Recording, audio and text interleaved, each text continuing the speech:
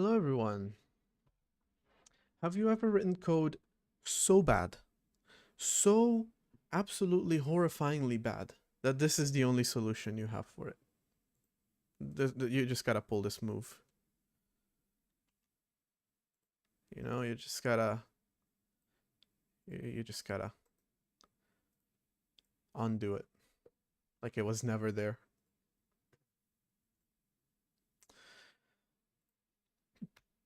So I was working on my game for a bit. I was debugging something. I realized what the issue is. I started hacking a solution together when in reality I should have done something better. That's pretty much it. But now I'm just kind of like bringing it back to a clean slate so I can work on it more when I know what the fuck I'm doing.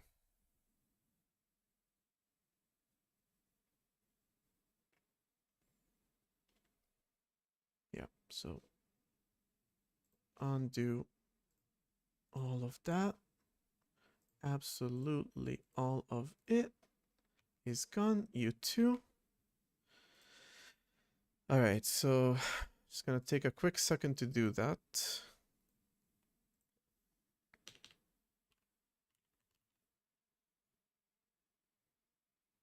Ah, wrong format. Okay.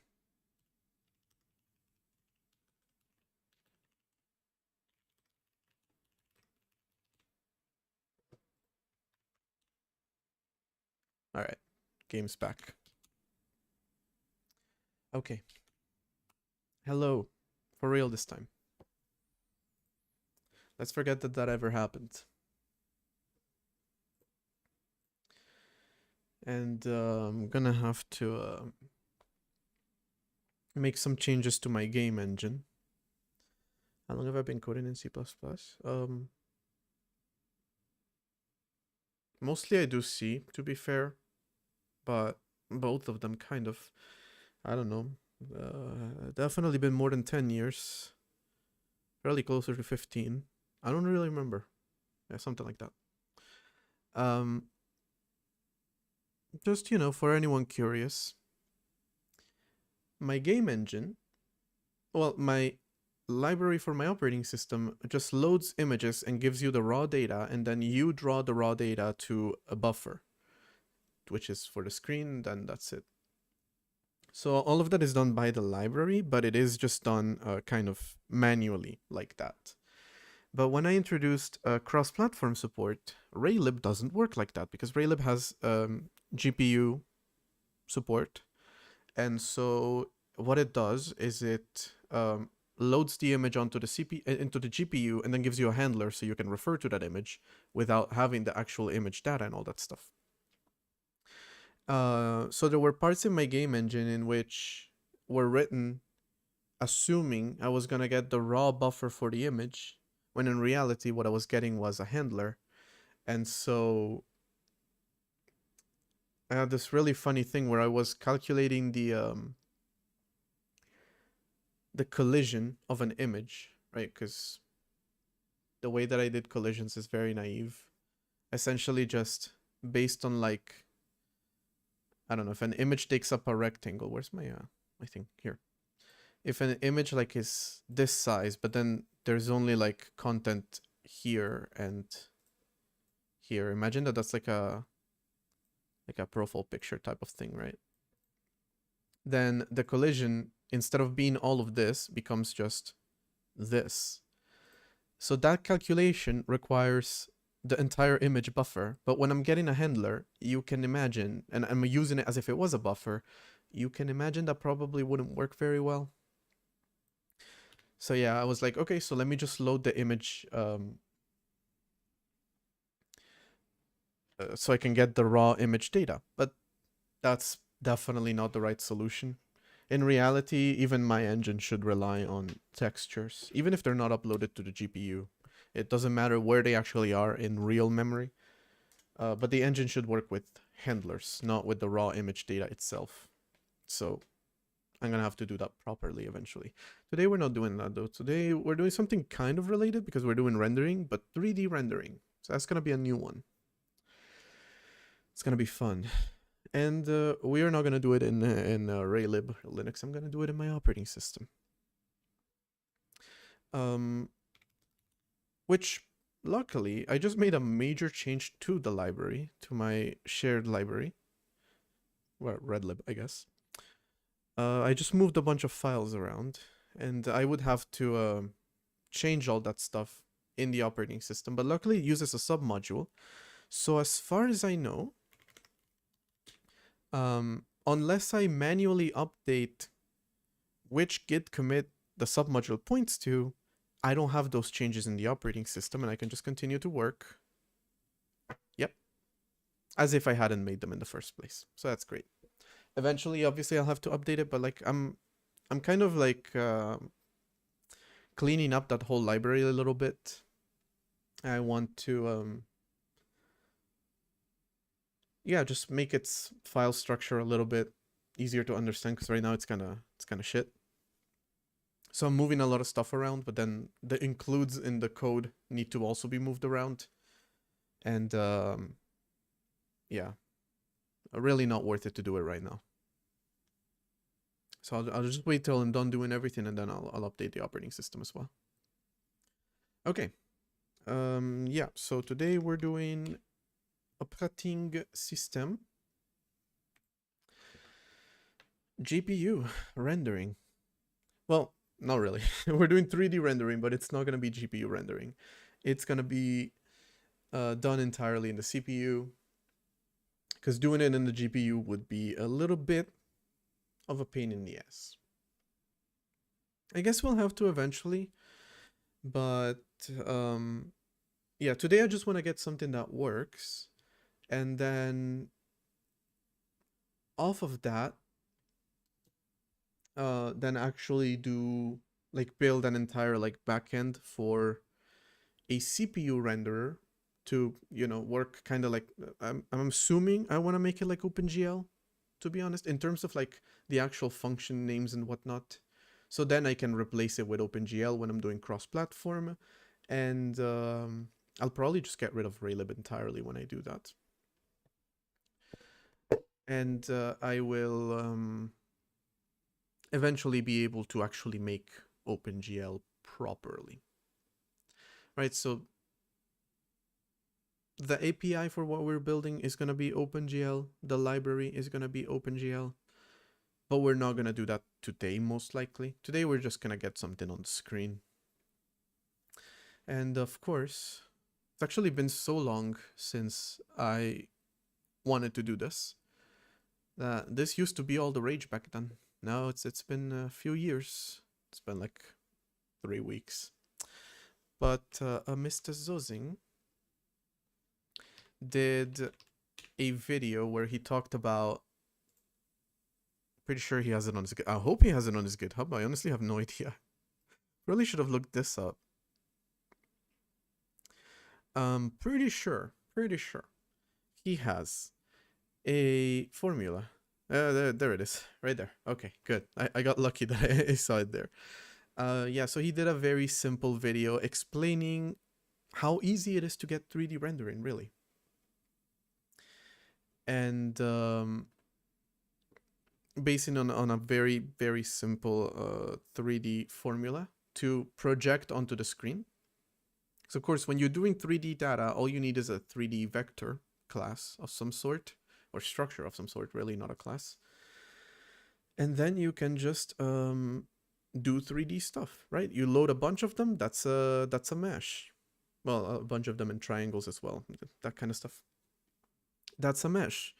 You build a shader that iterates over these points. Then that's your vertex in the fragment shader. But the actual process of putting it onto the screen,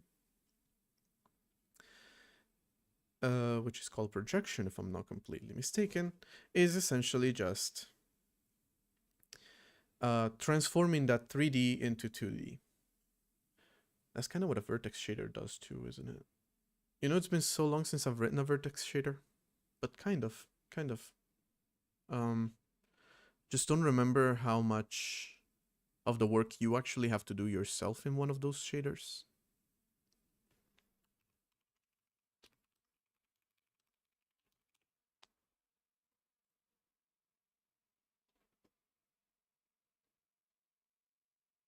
Yeah, kind of.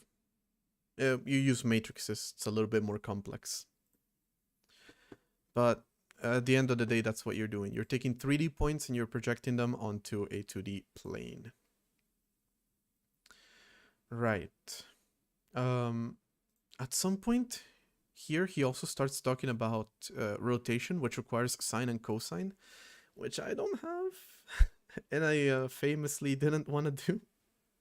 I mean, I do need to do them. I'm just like not in the mood for it. I guess. But yeah, I want to build a little bit of a 3D renderer. So I'm gonna do it as an application first, just to build a little prototype, and then the code from that prototype, break it apart, put it into the library where it needs to be in the library, put it in. I don't think technically any of it needs to be in the kernel. The GPU acceleration will need to be, but we currently don't have that, so I don't think it will need to be in the kernel at all for the time being. But yeah, what do we call it? Rend. Okay. So, you want to render a 3D mesh. Well, first you're going to have to create the project. So I think I'm sure I can just copy this. Yeah, that's fine. I'm able to just copy this, create a resources folder, which I will use eventually to load 3D models, but probably not even today because I don't even have anything to load a 3D file format, like an OBJ type of thing. I think they're pretty simple formats. I would be surprised if they're not. I honestly have no idea. I would be surprised if they're not simple, but I don't have anything to read them right now, so we're not gonna bother with that. Okay, so we have a basic empty project. It has an entry point of main, which isn't even defined right now, and it is able to compile C, C++. That's it. It doesn't have any assembly. Fine by me. For the time being. We'll just create a main.c, mian.c. We'll just create a main.c with an include of syscalls.h and an int main with an int argc and a char pointer argv array.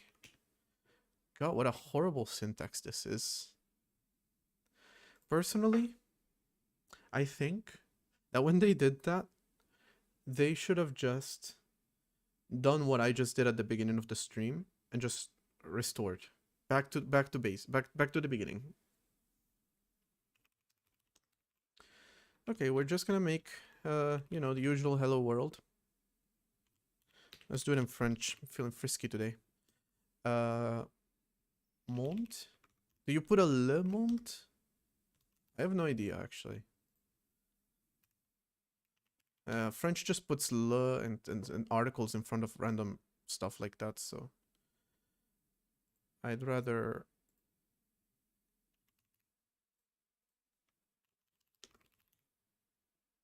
bonjour le monde.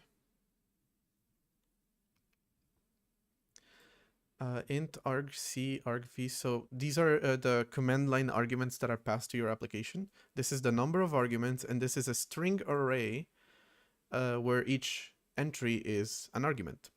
The problem is that a string in C is just a char pointer. So it just points to the beginning of the string. Why is my nose itchy? All right, we're good. So you end up with a char pointer in a way, kind of, because an array is in itself a pointer, but not really, because it's not really a char pointer Like, this is not an error, but sometimes it is an error. Like if I try to do this.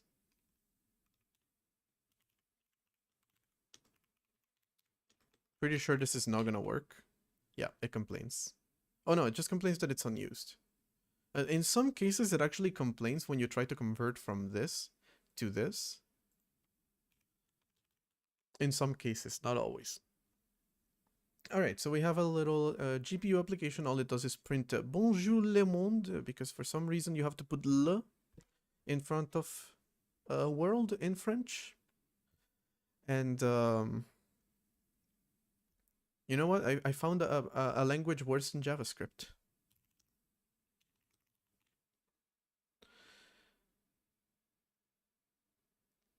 Okay, I have to do some extra setup, I believe. Because you just go through all your subdirectories. It doesn't matter what they are.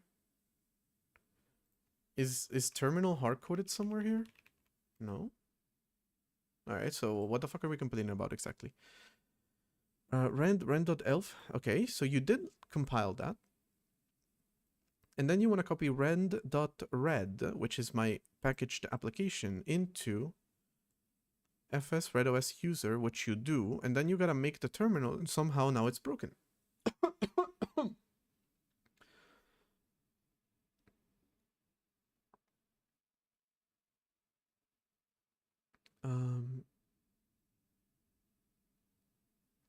How did this happen?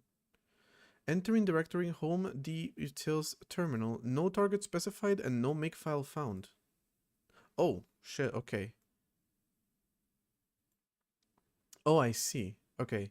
So on Mac, when you drag and drop a file with Alt pressed, that copies. Apparently, that doesn't work on Linux. So I actually deleted the makefile from the other thing. All right, here we go. We have a rend, which does nothing, but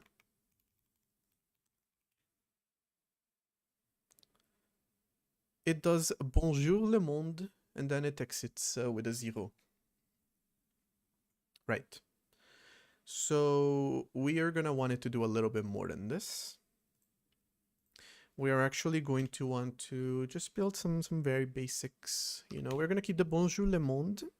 Then we are going to create a draw context. And I will be doing the entire thing in a French accent. No, okay, I will not be doing such a thing. We're going to request the draw context to be filled in. And that is going to hold information for the window that we have. Technically, I have a cleanup. So release, what did I call it? I have a function to clean up the draw context, even though it does nothing in my operating system. I guess it's technically correct to put it in because it does something on the cross-platform version, and maybe eventually it will do something here as well, so maybe I want it, but I forgot its name. Its name is destroy draw context. There's also begin drawing and end drawing, which I do nothing with, and I don't know about that. Again, I'm actually getting rid of Raylib support sooner or later because I want to do it myself. I have enough capabilities to do it myself. All I need from Raylib is the GPU and the window. So maybe I'll go lower level. Okay, we have code for drawing. We're going to create a while not should close context. Which, if I'm not mistaken, just returns false. Right, so that's not super helpful. Have I really not set it up to do anything more than that? No, not really, not really.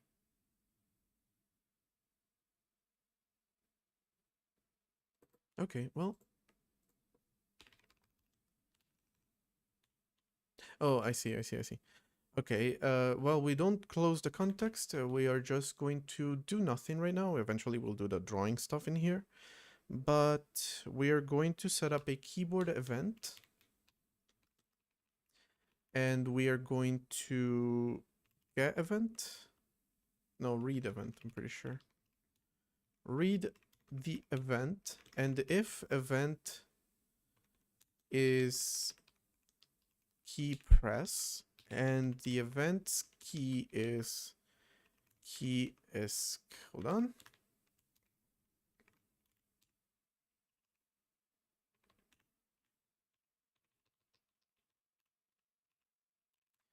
Key esc. Then we're just going to return 0 because that way we'll be able to close our application with this. All right, so let me see that I wrote all the boilerplate.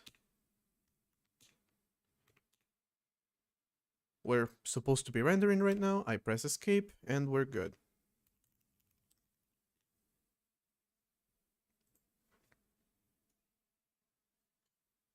Okay. So to do actual rendering,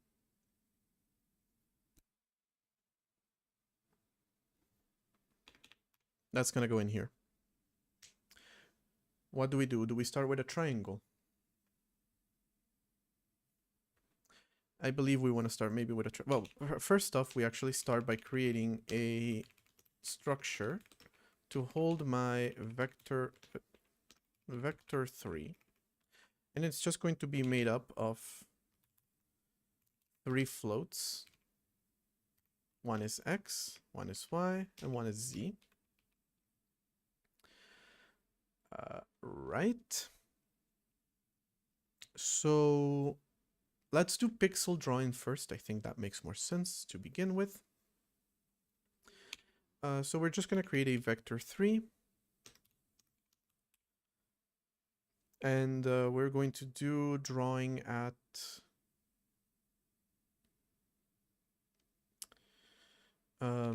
context width divided by 2. Forgot about that part. Context height divided by 2. And no depth.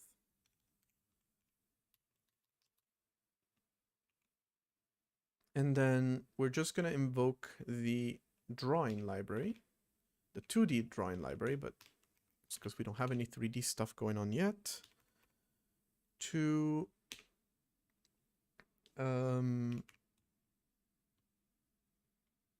Anonymous gifted 1 subscriptions. Hey, Anonymous was right. Hey guy, thank you for the subscription gift. Am I able to see YouTube chat? No, I'm not. No, I'm not. I just realized that everyone's from Twitch. What is going on? Let me see what y'all have been saying on... No, this is the wrong stream. Hold on. This is yesterday's stream. Here we are. Oh, nope. I did not see any of that. All right. Just gonna do a little bit of catch up. Twitch made you get a code for your email? Damn. Yeah, that's about right. And then they never send the code. How is my Ubuntu so snappy and smooth? I don't know. It just wiped it pretty recently, I guess. Next time I have to do that when it inevitably breaks. I'm going to probably go to Fedora. Hey, Amix. I have to read the Microsoft docs for XFATs. The OSDev wiki page doesn't have much in the way. Yeah, good luck with that. It's kind of shit. Feel free to ask any questions. At the very least, I can look at my code and help you a little bit more than their documentation can. And when you try to make it work on a GPU, you're suddenly dealing with 3 vendors, proprietary instructions, sets, and schematics per generation. Yeah, I know. The thing is, I don't want it to... I need to have GPU support for my operating system, which is the Raspberry Pi GPU, pretty much is the only one. And VirtIO, which is pretty sure is just passed through. So I'm not sure how the fuck VirtIO works because they have 0 documentation on it. But yeah. Also, why the fuck is YouTube chat just not working, bro? I didn't start a stream complaining about streaming software, and well, I probably should have.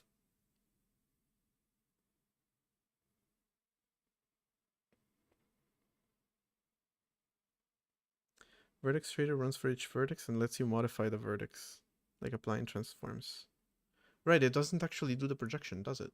I was wrong about that. Well, either way, we're doing the projection. We're not doing a vertex shader just yet.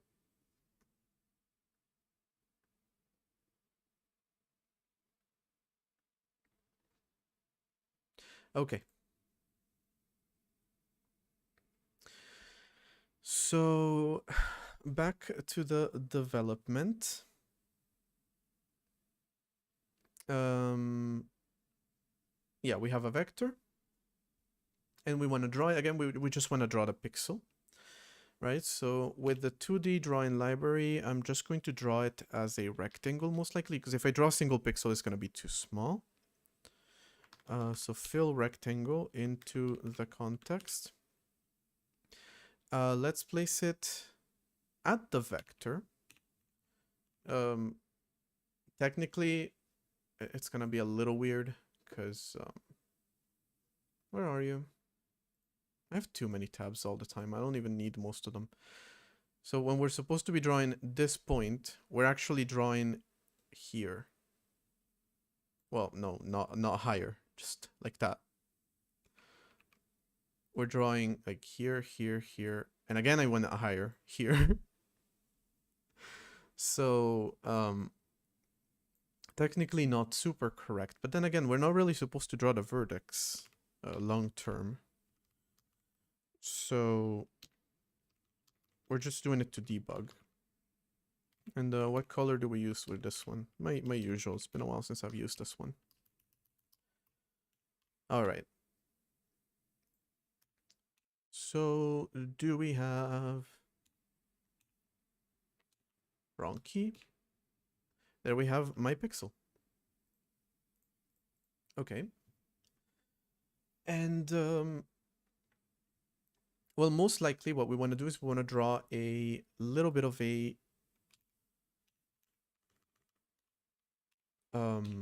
triangle, right? So we're going to do the usual hello world triangle. Is the syntax here correct? Yes. Loss of precision. I know about that. Don't worry about that. You are correct also. Definitely. Don't want that. Okay. Can I just create a very simple, like... I do have vector 2.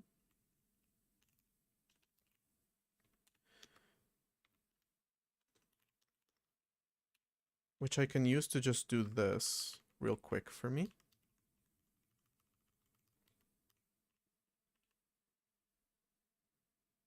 I do have to import it though. Including math vector. There we go. So I'm going to define numvex as 3. And then we're just going to iterate over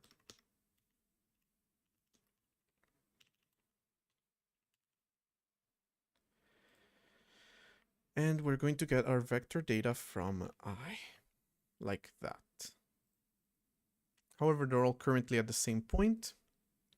But the reason I did this as mid is that we want to draw at mid.x, so in the middle of the screen, a little bit higher than the middle vertically, minus 30, for example. This is all in pixel coordinates too. Then we want to draw at 30 before, so essentially we have middle of the screen here. We're drawing here, here, and here to make a triangle. Ideally a symmetrical one, because the one I drew wasn't, but...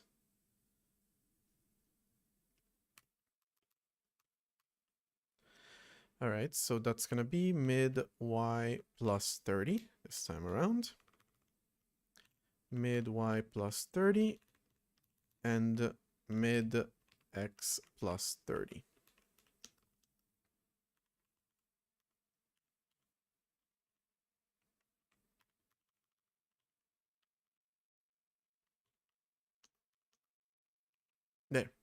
is my vectors.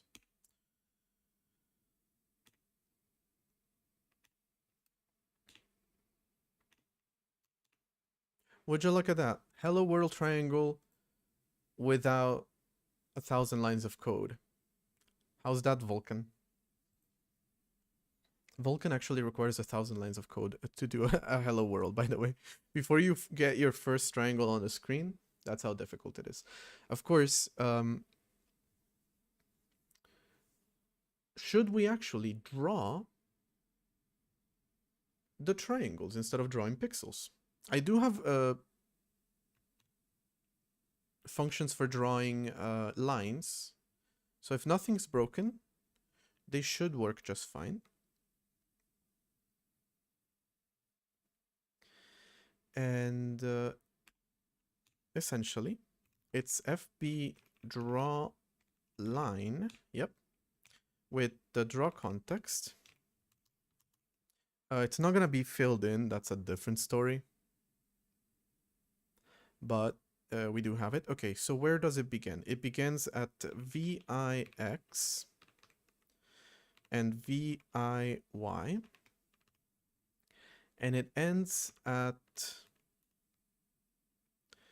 V something and V something Y. That something is I plus 1 modulo num vectors, which is essentially the next vector. So draw a line between the current vector and the next one after it. We're going to do it in the same color as before. Their documentation, okay, the biggest issue I had with the damn Microsoft documentation is that they tell you, like, you know, file entries have different meanings. Some are directories, some are files, some are deleted. And you know the difference between them based on their ID. Then they tell you if the ID is file ID, format, whatever, file, then it's a file. If it's this one, it's directory. There we have a triangle. The problem is they don't actually tell you the actual value of those IDs. So you're just like left to guess. It's something like that. I don't fully remember what it is, but it's something a little bit like that. Okay, we have our 2D triangle, but 2D is boring. So I'm not sure why my nose is feeling so itchy today. I'm hoping allergies are not starting early this year.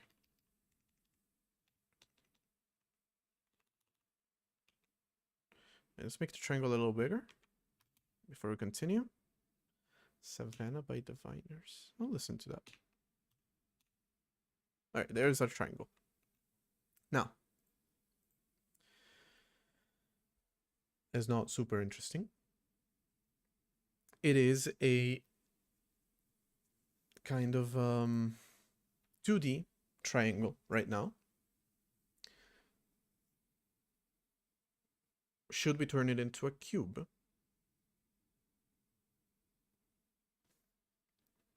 All right.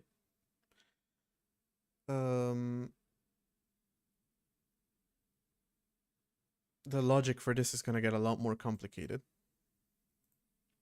So maybe let's not do that. Let's begin with the projection stuff. Right, so again, very well explained, very easy to explain in... Funnily enough, he didn't actually put the very simple formula that demystifies 3D graphics in the README file. But the formula is essentially you divide the x and the y by the z component. Z component, which right now is 0.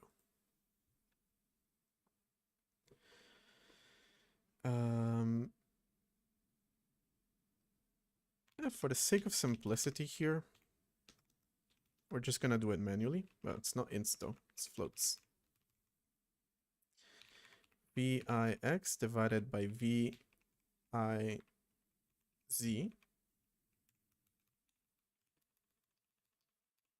X1 is what I said here. plus 1 modulo numvex. And then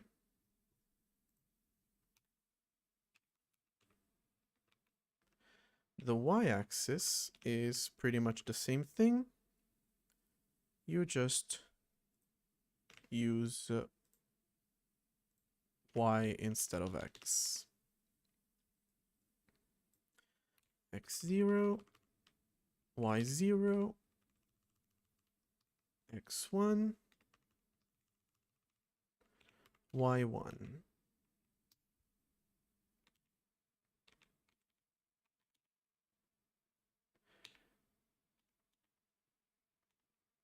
And our triangle will look exactly the same. We just know that we did everything correctly.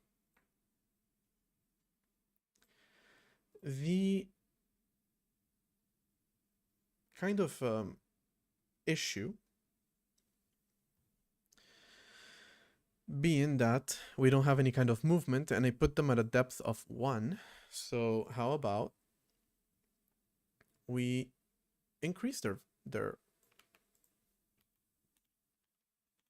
distance by, we don't have the delta time right now. So that kind of sucks. We'll have to calculate the delta time.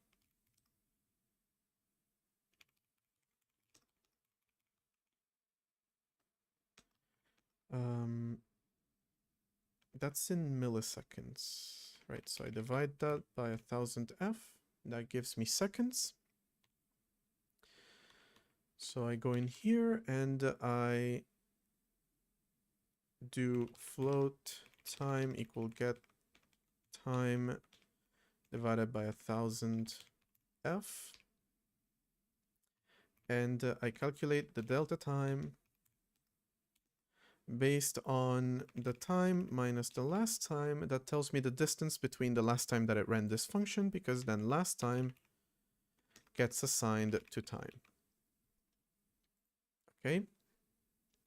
And then to z, we can just add the delta time directly, except it's actually to viz. And the triangle will just further move away from us. Or not, because we're not clearing the screen, so...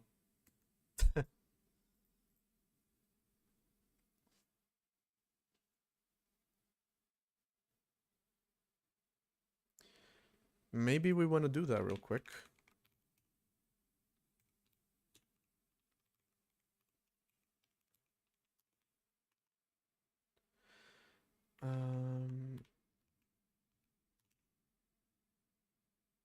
With Vert.io, I keep forgetting I don't have to reboot the system every time, but what's the point? And it's not doing that. It's not doing that. Why not? Do we actually have a delta time? It's my biggest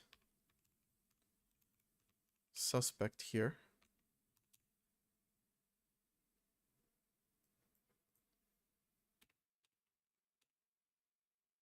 Yes, there is a delta time.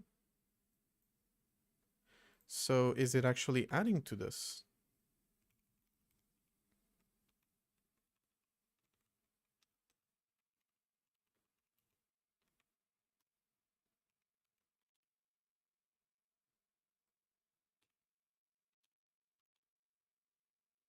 It is. Oh, now it's not even visible.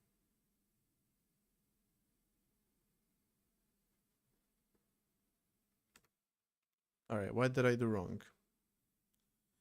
I am so confused about this keyboard. I don't know what I have to press. Okay.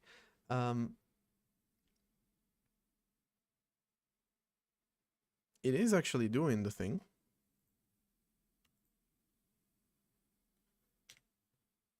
But I don't know. It either seems like it's not moving or it disappears entirely. It's a bit weird.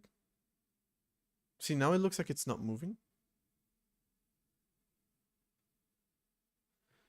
Even though it is dividing by smaller values every time. Except it's probably not. No, it is.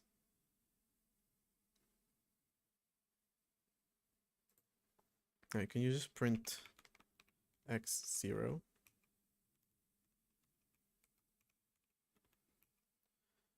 Have you ever used nym? Wait, what's nym? That answers your question, but oh, this language, which I apparently have been to their website, or the ultimate app for AI video production.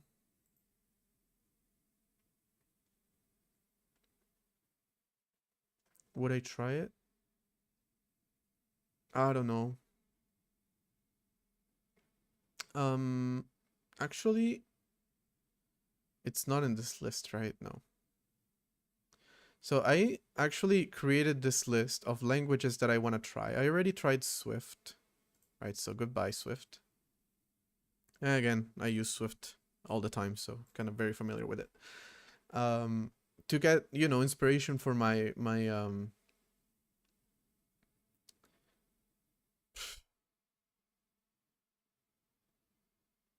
own programming language for my compiler. And I only did Swift and Zig a long time ago, and that's about it. I haven't bothered since. So maybe I should. Sensiba high level like syntax. Interesting. Yeah, most of them are like that, to be honest, and the one that I'm making. Okay, are you working? No, wait, did I not recompile? All right, hold on. Might as well try to get... Wait. Oh, okay. No, never mind. Might as well try to get... There we go. I don't have to reboot the system.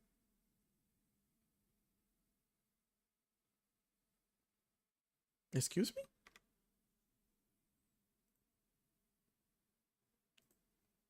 Wait. I think I'm realizing what's happening. And if we wait long enough...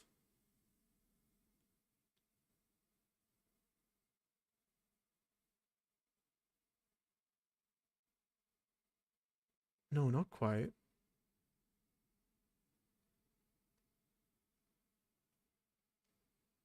Alright, hold on. I'm so confused by this.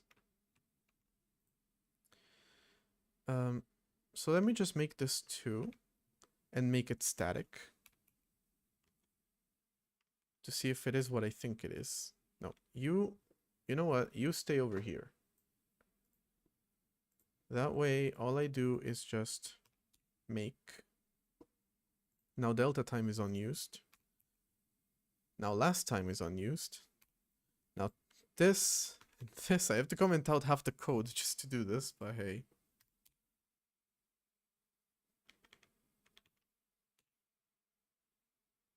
Alright, there it is at 2. Not sure why it cuts off at the top too, but it works.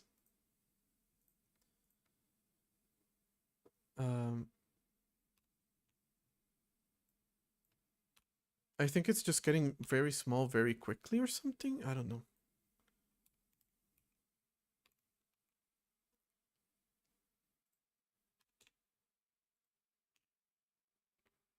No, man. What is happening?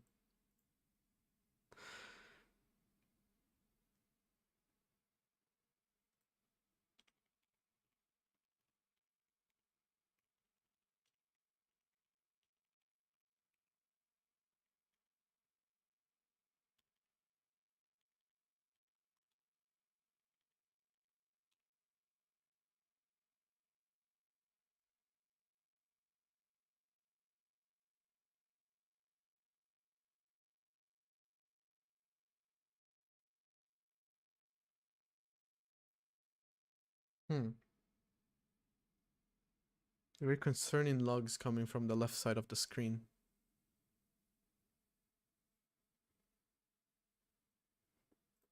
Yeah, you're just being weird here. All right. Can we do it just for one vertex? All right, and just not debug this step by step.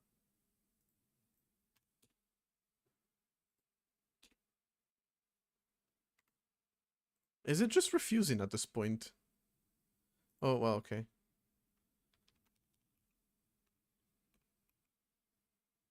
I've never understood why it has to be 1.f and 1f is not enough. Can't say I get it. Alright, there we have it. I do need these logs.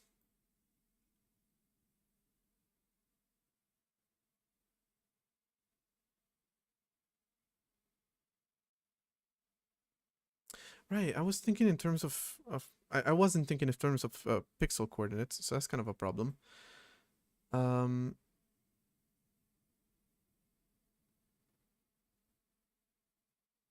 But here we can see how the x is changing, but it isn't. Like, absolutely nothing is moving on the screen.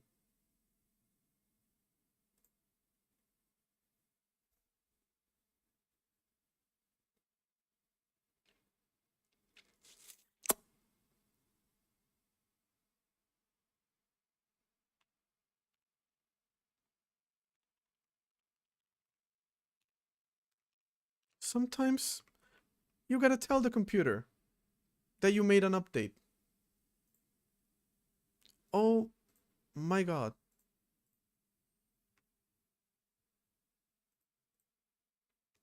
I literally just forgot to tell it that I made an update.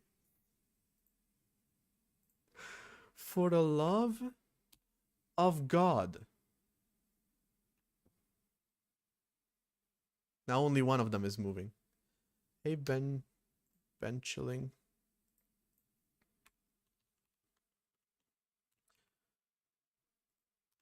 Christ. There we go. All right. The triangle is moving away from us, but coordinates are here right now. The 0, 0 is up there.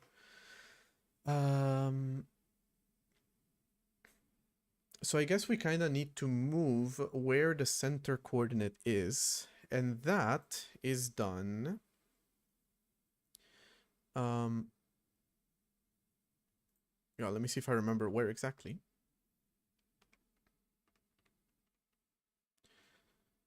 It runs in QEMU because it's running on my own operating system.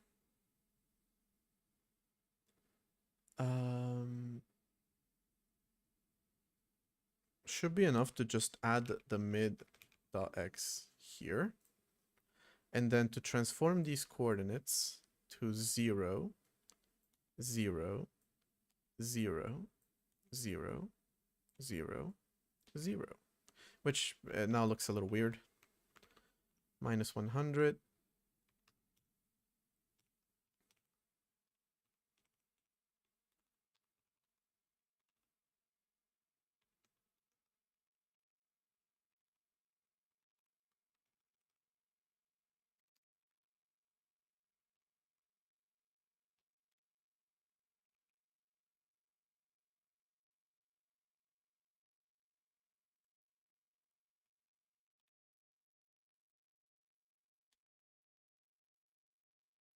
Yeah, I messed something up, didn't I? I made two angles the same. Alright, there we go. Why are you still moving towards the wrong side, though? Oh, did he wake up? He's dead asleep, isn't he? Okay, my god. So many dumb mistakes.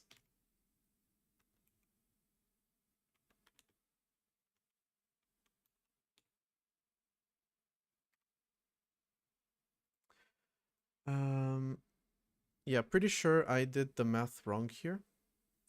It is kind of for the pi only, I guess, yeah. It should be like this.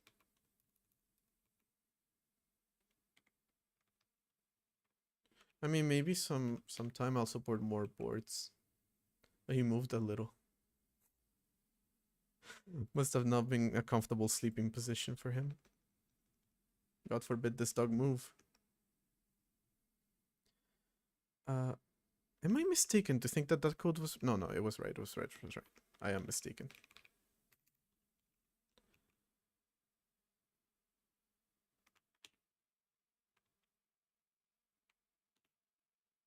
All right, there we have it. The triangle is kind of very slowly moving away from us. Let's get an FPS counter going. So to do that, we can just render it as render string. CTX with a const char. We'll get to that.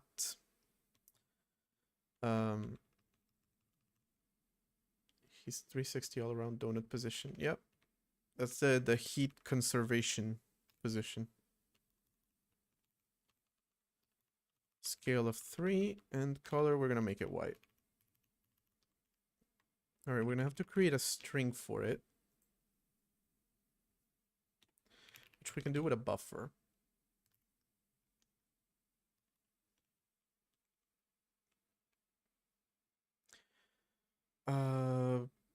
We don't really need this many characters, but just in case, we're gonna make it 10. And we're gonna do a string format into a buffer, where the output is buff.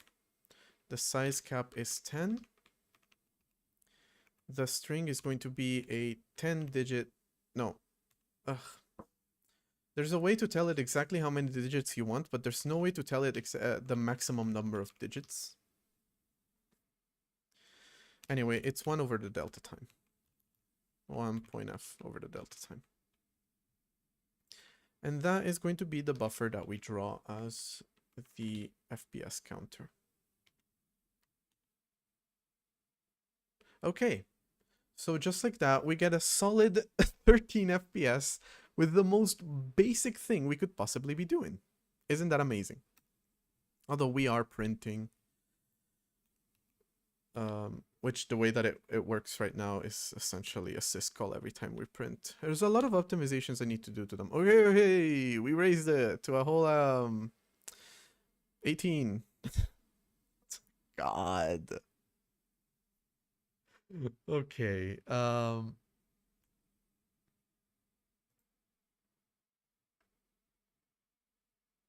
That's gonna be a problem, kind of.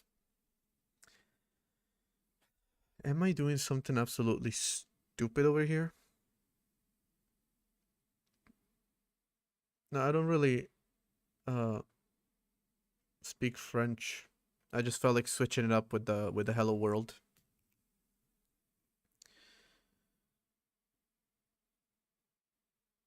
The simplest thing is a pixel or even a black screen. Well, I do wonder now.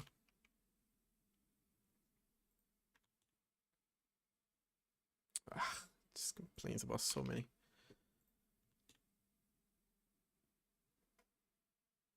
Unused variable, unused variable.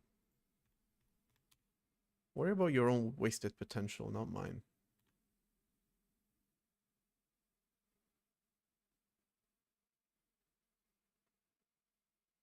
Zero difference whatsoever.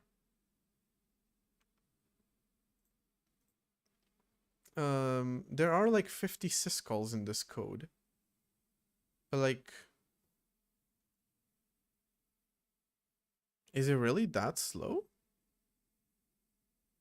I'm kind of surprised.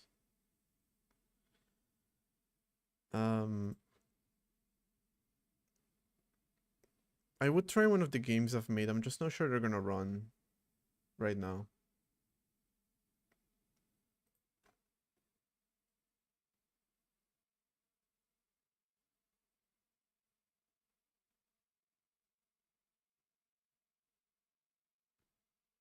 $50?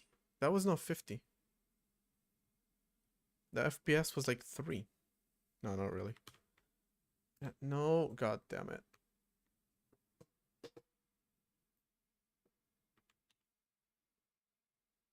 It's mostly because the window is super giant. That's kind of the problem. Yeah, so maybe I want to make the window a little smaller. So I'll close the operating system real quick. And All right, I did notice though, it handles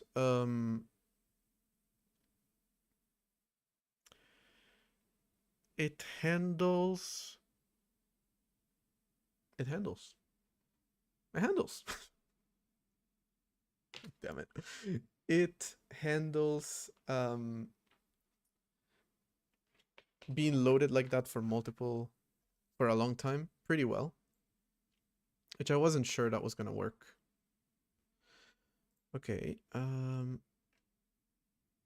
it's in modules that I made the change. Okay, graph vert. Nope. All I want to do is just go back to the original. All right, it probably runs a lot better on native. When things are kind of slow on this system, they kind of are very fast on Mac because it's native architecture. Yeah, look at the difference at the very least. That's workable. Although I didn't see any triangles. Oh, I removed the code for it. Okay, there is an ad. So real quick, we're gonna run that, and I'll be back in 3 minutes, and we're gonna get some more 3D stuff going.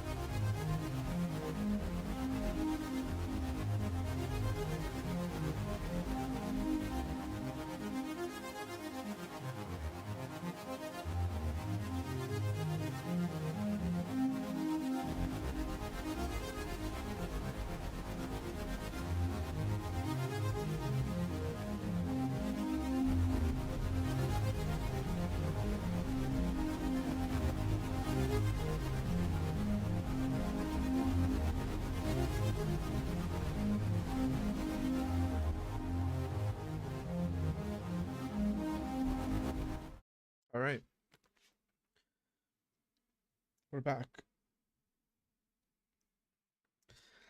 And to respond to a message on YouTube, compiler's going well. I added some semantic analysis stuff yesterday, so should be pretty good for a bit. Sometime this weekend, I'm gonna add types, proper types, like kind of understanding what each type of the built-ins do, so that I can, translate them, kind of. Because right now, like, I can't really use char star in my language, but I need to use it for translating to C, so that kind of stuff. Or translate it like U32 to uint32 underscore T, that type of stuff. After that, it's gonna be a lot of repetitive work. Oh, YouTube is back. Wait, hold on. I just realized it. I didn't even notice when it happened. I just realized now. I sent a message on YouTube during the break saying that I cannot see YouTube chat, but I'll occasionally check in because it doesn't show up on OBS, and it started showing up on OBS. So I think it's back. I'm not entirely sure. But yeah, I see G Studios' video comment, so yeah. I think it's back. Now the chat is working. Yep. All right. Well, I'm gonna close my laptop then, and just ping me on Twitch if it stops working again. Okay, but it works. And back to drawing my triangle. Okay, so I made the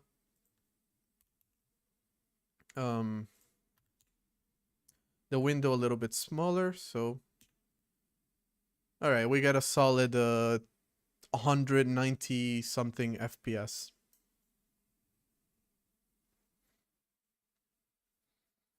Lives in 67 minutes. Interesting. And it's trying to move as far away from us as possible, because that's what the code does. And it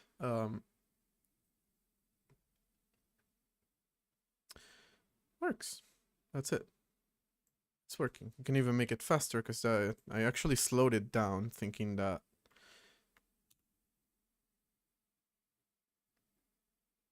there we go. If I was running this on cross-platform, it probably would run a little faster, let's face it. Should I do that? So I have to admit, the 3D rendering stuff on Mr. QEMU x86 emulator is not doing amazing. Let's give it a try. I think I should be able to. If I just go into CD OS and then CD utils and then CD's nuts and then CD rend, I should be able to do red C. Nope.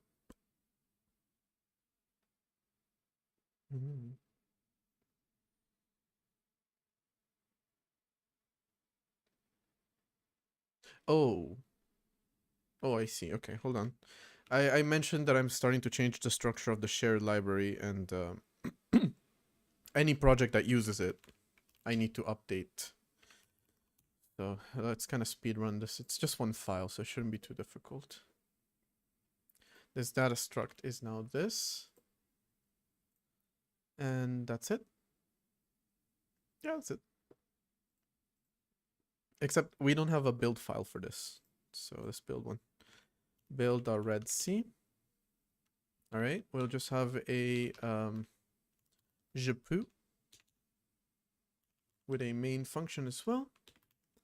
And let me see if I remember every step that I need to do. I need to make a new module, GPU. I need to set its name, so the name of the executable, to rend. Then I need to set the package type package. Package type to package.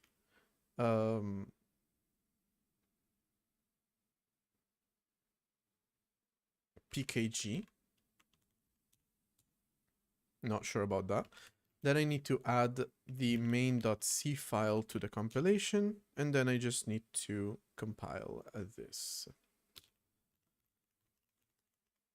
And then from here, all I need to do is just call GPU.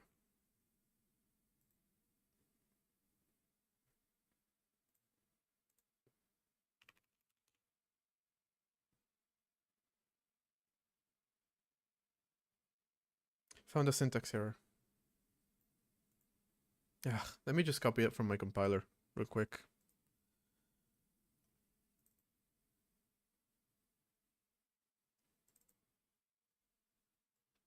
I need these includes.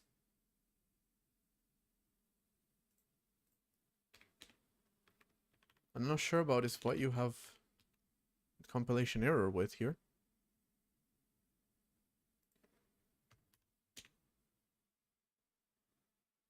Le triangle. Oh, le triangle. Wait, yeah, hold on. Types.h is not found.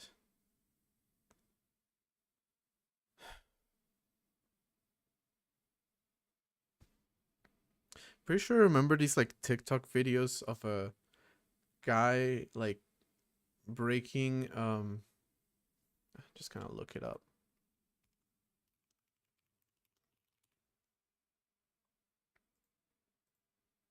It's probably gonna have sound.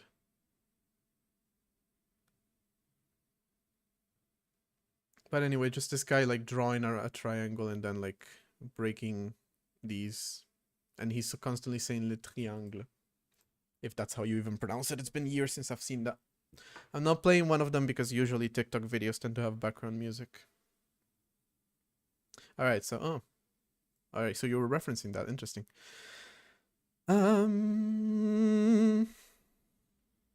Why is there a syntax error in my freaking compiler? New module, set name, blah blah blah, blah blah blah, blah blah blah. On line 1. Oh shit. Because the name is wrong. It's red B, not red C. Okay, but that works now. It generates a build.c file, which does this. New module, set name, set target. I forgot target. Set package type as, well, this is a binary.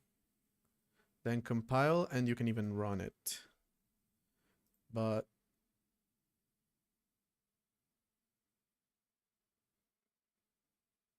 syscalls.h is not found.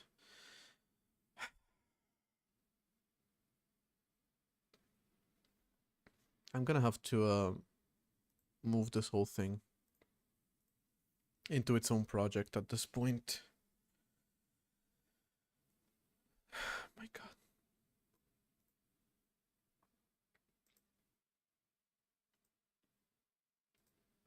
I feel like doing it in the system is gonna be quite slow.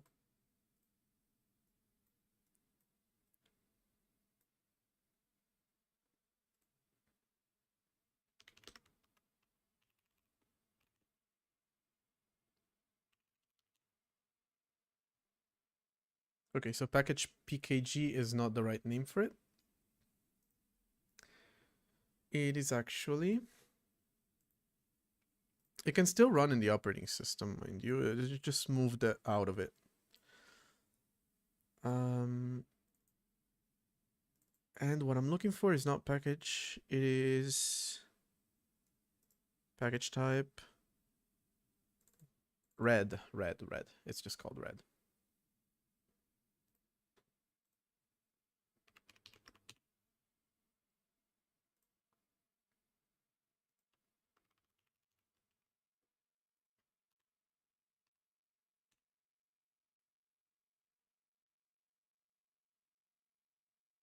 Oh, I didn't set the output file name.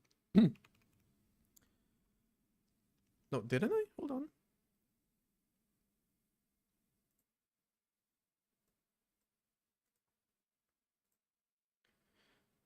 Build.c cannot open output file build is a directory. Huh? Huh? What?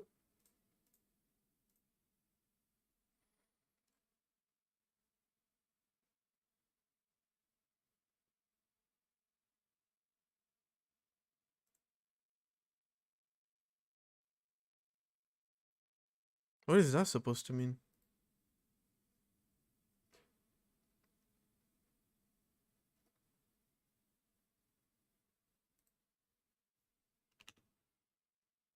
It did actually create it.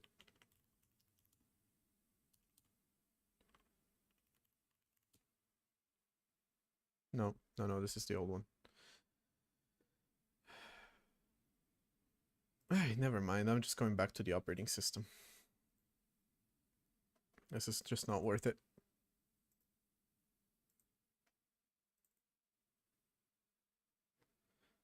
Utils friend.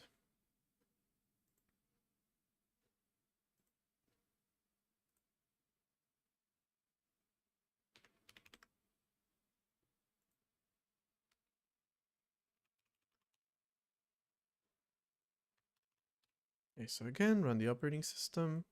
You're back.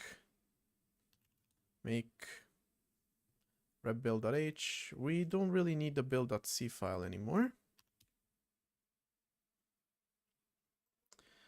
Okay. Run, and we're back with our slow ass thing. Well, it's 100. It's 100. I guess it's a little bit faster now. It's just, you know, not the fastest. Okay, but we have a very basic triangle. Le triangle is drawn. However, I believe most likely we're gonna want to have a cube, maybe? That would make sense, right? So,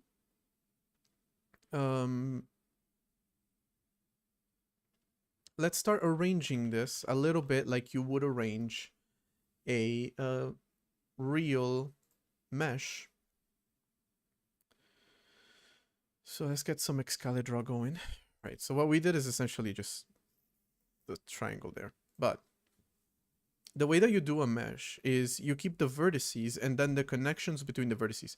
Right now I'm not doing that part because between 3 vertices, it's just one goes to the next one, this one goes to this one, and this one goes to this one.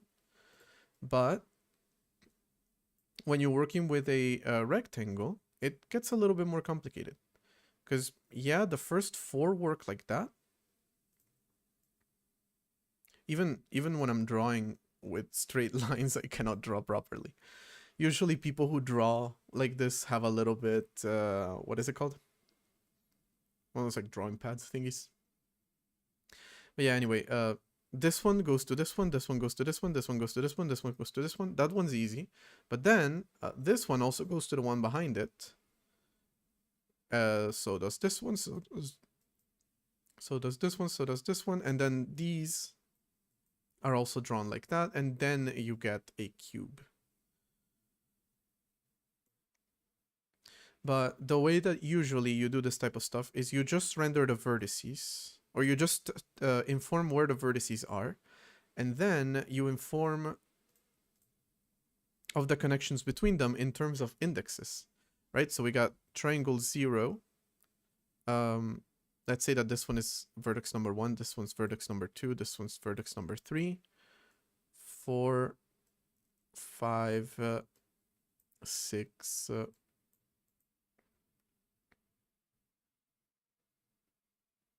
and the other one. So there's a triangle called 0, 2, 3. There's a triangle called 0, 1, 3. And that's how you define them. We could even do it in quads. So you define 0, 1, 3, 2. And then 4, 5, 7, 6. And then 0, 4, 6, 2, and 5, 1. We can even, technically make this kind of configurable, right?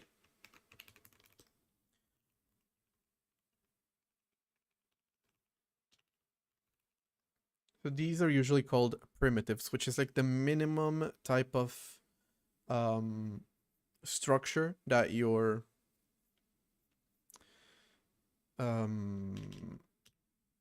thing can render, right? We can actually make it into an enum. And primitive none, primitive pixel. Not sure we're gonna even implement this one. Primitive line, primitive trig, primitive quad. And the interesting thing about that is that, of course, this one's 0, this one's 1, 2, 3, and 4, which actually represents how many vertices there are per each of these. Right, so in our renderer, we can define our primitive type. And we're going to default it to prim. What do you mean it ended up in Trump's speech? That's got to be a joke, right? We're going to do it in quad. Or should we actually just start by redrawing this in terms of lines? So maybe let's do that. The logic that I just did. We're just going to have an array of integers called well, usually I would call this triangles because most of the times you use triangles to render stuff. But do I want to call them that? Well, what's the generic name for this? Segments. I'm going to call it segments. Right? And how many segments do we have? We have 3 for our initial triangle. Because what we do is we can... Well, no, hold on. No, we have double that. What we're doing is we're defining the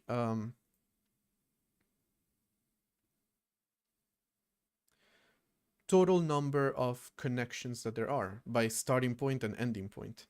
But we're using it as indexes, right? So we have index 0, index 1, index 2. And in this case, it's very simple. 0 connects to 1. 1 connects to 2, and 2 connects to 0. Again, it was easy to do this actually with just a little bit of math, but now we have to do it properly. We are doing not really canvas stuff, but yeah, it's for my operating system. Although I kind of wish I could have gone and work cross-platform because it's going to be very slow here.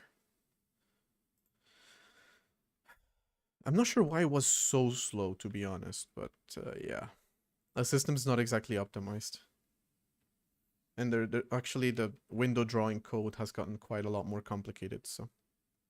Okay, whereas before we were just iterating over the number of vertices and, like I said, just drawing a line between this vertex and the next one, we're instead going to be iterating over this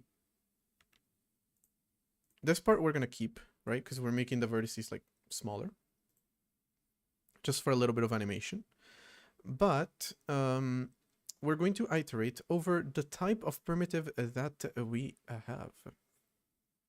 First off, we're going to put a check in, well, this array doesn't really have a length, does it? Can you do size of? Segments divided by size of int to get the number of items.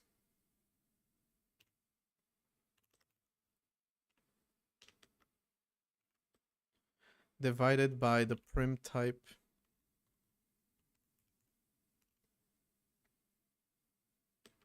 is not equal to 0. What's your problem with prim type? Prim type, it has a... Oh, this is just an enum. It's not a type def enum. Right, there we go. Essentially, if I'm not using a number divisible by the number of entries that I have, I'm just going to print a little error.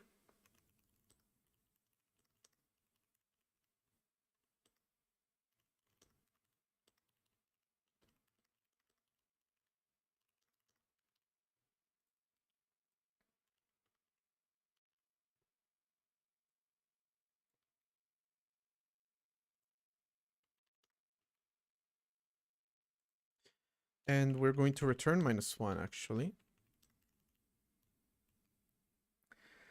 And then the other check that I needed to do, I forgot what it was. I was thinking about it. I was like, I need to check that. Yeah, I forgot. Oh yeah, if the primitive is 0. There's a bunch of other checks you could do, like make sure that the segments are not pointing to anything outside of the array. I cannot be bothered with that right now. I'll probably do it inside when I'm actually using this sentences, the vertices. No primitive type specified return 0. No, -1. Right? Okay. So again, this thing is just moving the vertices back, but now we need to go through the number of segments, which again, I'm hoping this is right. It should be right to give us the total number of segments that there are. And no, this isn't really number of segments, it's number of segment entries. The number of segment is the number of segment entries divided by the primitive type. And here we're going to use that. Int I equals 0, I is smaller than num segments I++. So now we're no longer iterating over the pixels. Well, the vertices, we're iterating over the segments. And we are going to... Well, I probably shouldn't have deleted all that code, because it kind of was what I need.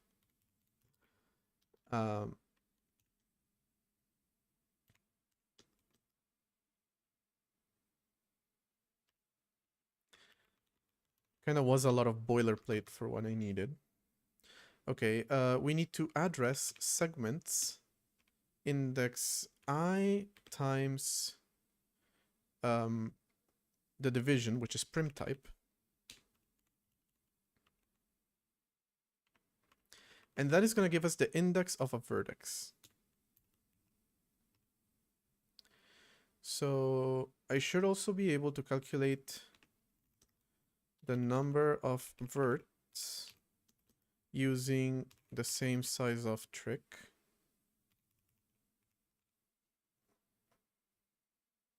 Oh, it's just called V. Divided by the size of a single vector 3. And index 0 is going to be this one. And index 1 is going to be the one after it.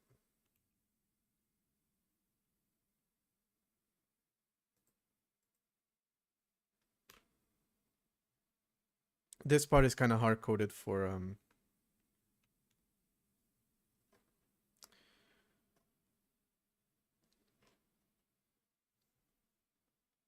what is it called?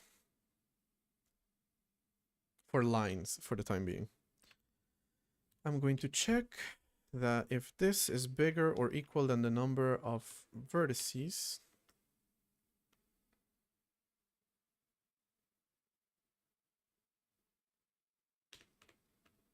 then I can print wrong index I vertices.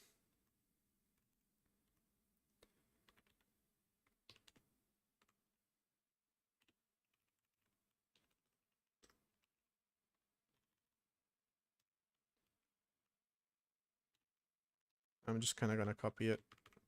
It's a little bit hard-coded, but it's fine. Then, if everything went well, we're going to do v index I0 and v index I1.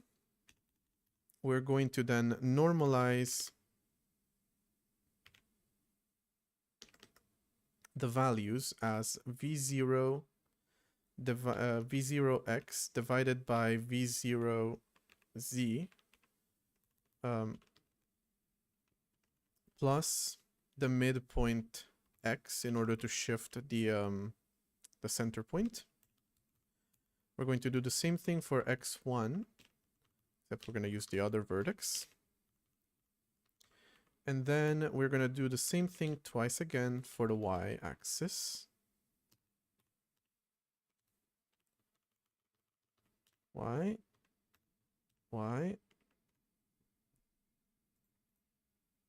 and y.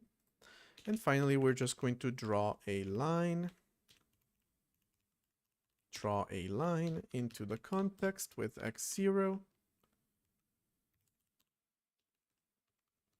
y0, x1, y1,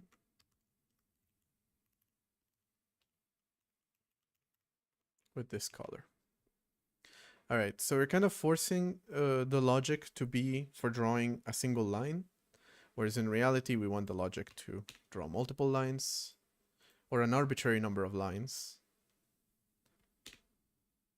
But there we have it.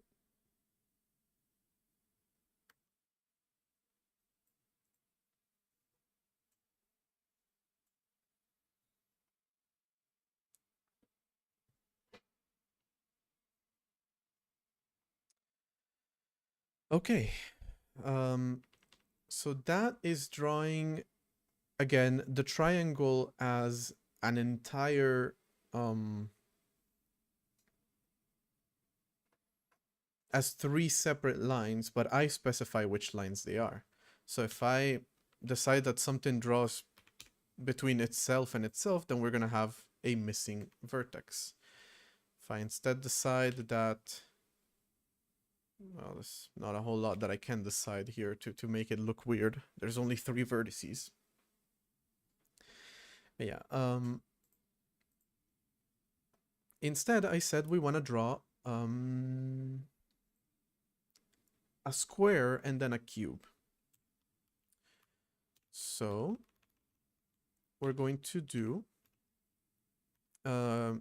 starting at -100, -100. That's going to be our first vertex. The next one is going to be 100, 100. I'll order them eventually, but here they are. 100, -100, -100, 100.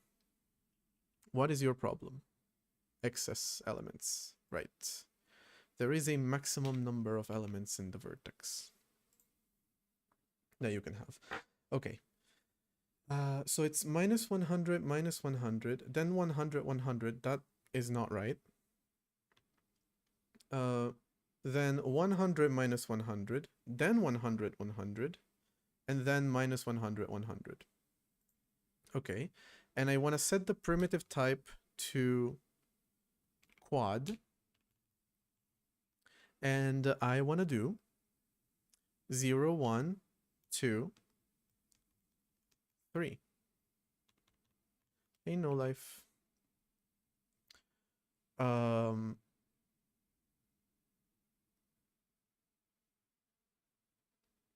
Yeah.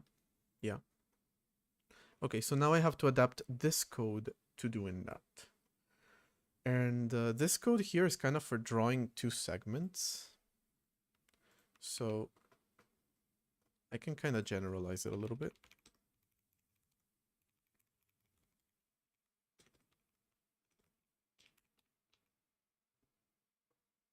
If I just pass in the vector pointer v, the num verts, and then of course index 0 and index 1. and a vector 3. You also return an int. Oh, fuck it, return a turn.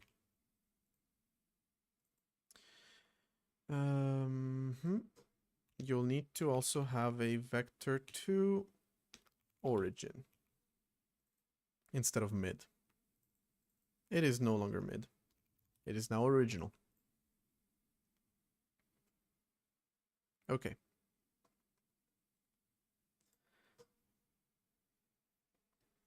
So, I actually am not entirely sure how I should do the drawing. So let me think about it. When I draw a line, I draw the first segment and, well, the first vertex and the second vertex. I draw a line between those two. When I draw a triangle, I draw the first and second, the second and third, the third and first. When I draw a rectangle, I do first and second, second and third, third and fourth, fourth and 0th.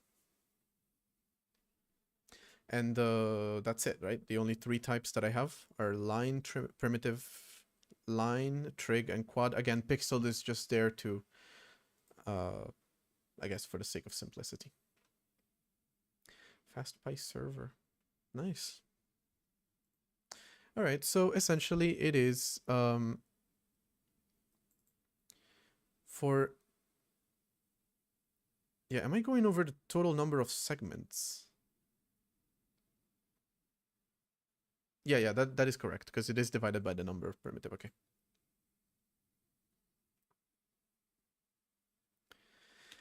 And then you iterate over the primitive type.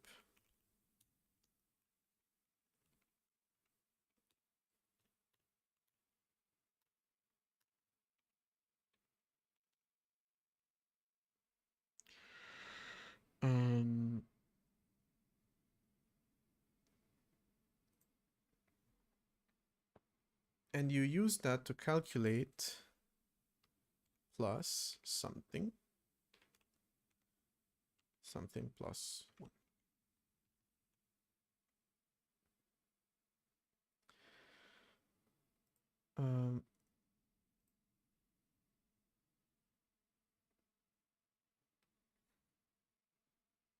What's your problem anyway? Int and primitives. Bro, you know that's an array, right? I mean, that's an integer, right? It's an enum. What are you complaining about? Okay, but anyway, this should be j somewhere, but I'm not entirely sure of the formula here.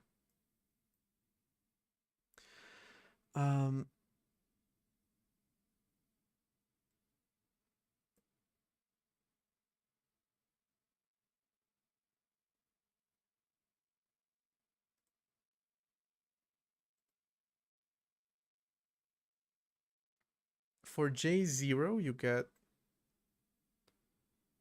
the first and second.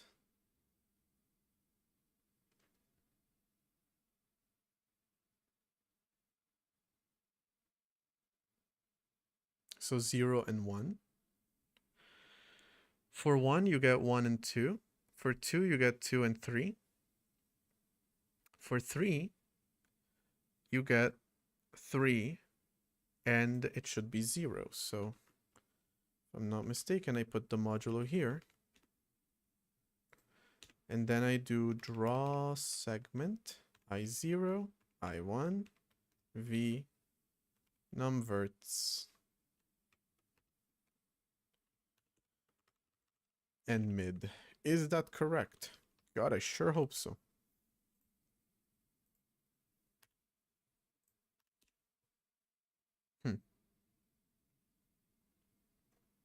Wait, main reaches the end of a non-void function? What? Oh no, this one does. Why does it say main? Oh, main file. Wow. I'm not reading, am I? And if this isn't equal to 0, no, actually, it isn't equal to true, or if it is equal to false, then we just return -1. We return with an error. So here we return true. And here we return, yeah, -1.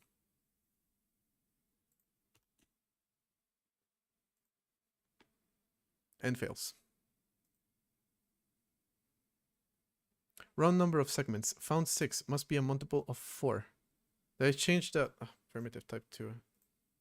Oh. Oh, I see. Yeah, I kind of got to be careful with that stuff.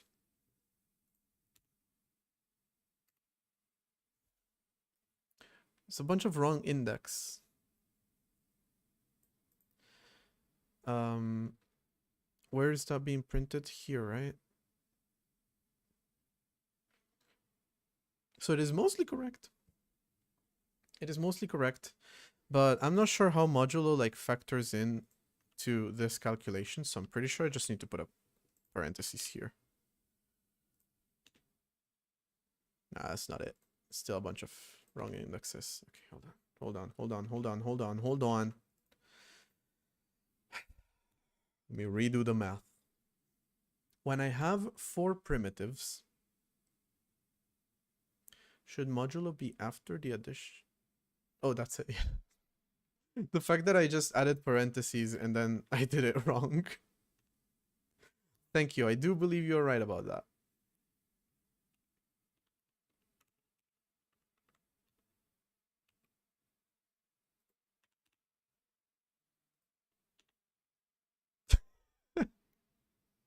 I still did it wrong though.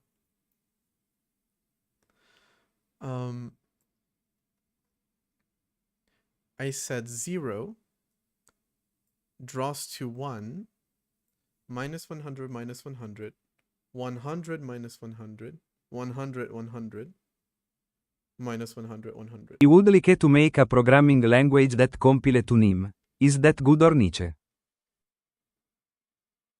Yeah, you can do it. Do the same thing that I did for C, but do it for NIM. It's just that, what would you add on top of it, I guess?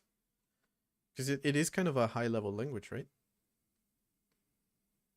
All right. Can you tell me which segments you're drawing, real quick, just to make the debugging a little bit faster? And then, I guess just return. Just do it once. Print and return. He is awake. I heard him. Oh, there he is.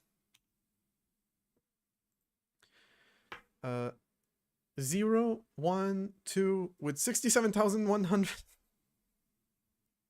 671,290. No, wait, hold on. I'm reading that wrong. 6,712,937. So we kind of don't have that one.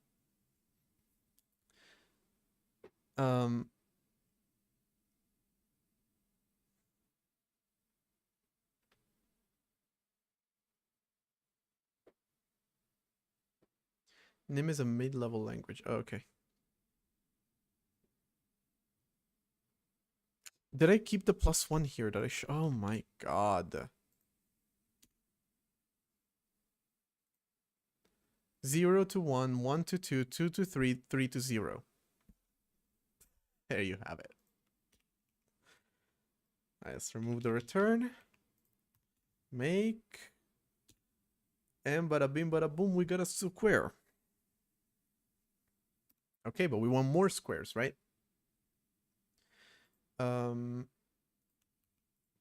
Also, we gotta be incredibly careful to not put anything at depth 0, because otherwise we're gonna have a division by 0, which on ARM is usually how you say,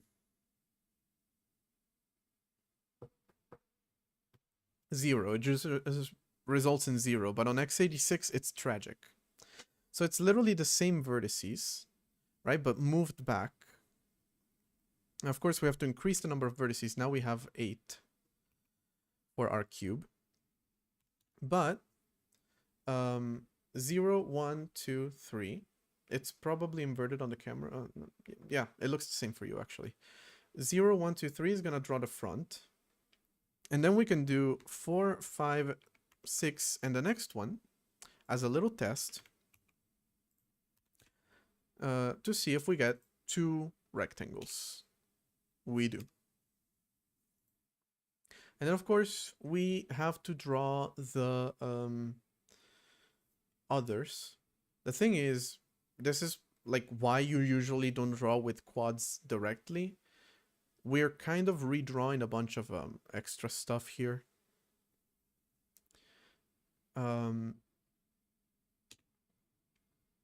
is the front page, Jesus, yeah, of Reddit. The front page of Reddit over here and the back page of our cube. We also have to draw the sides, and the top, technically we don't have to draw it. Technically, because right now we don't really have that. But maybe for correctness we want to have it. So, okay. 0 and 3. It's probably better if I do 0, 1. Yeah, what the hell is this, bro? It's so hard to understand what's happening here. Usually I do these kinds of drawings on paper if I need to, but there we have one. There we have the back one.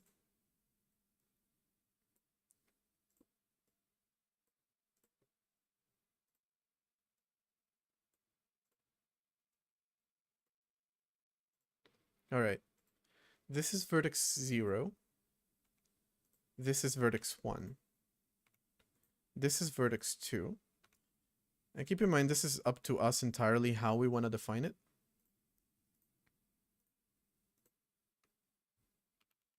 Right, the ordering and all that stuff is up to the programmer. Oh, you guys don't match, do you? You're not the same size. Okay. This one's vertex 4. 5.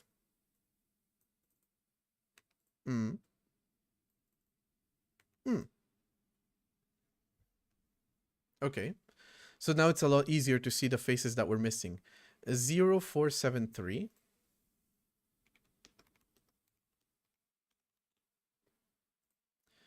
And the 1, 5, 6, 2.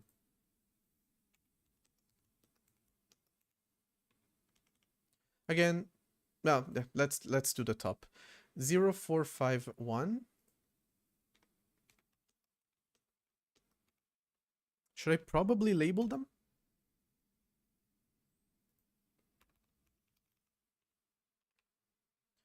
Uh, 0, 4, 7, 3 is left side. 1, 5, 6, 2 is right side. 0, 4, 5, 1 should be top. And 3, 7, 6, 2. Ooh, I've managed to avoid saying that number the entire time. Pretty proud of myself. It's the bottom, whereas this one is the back.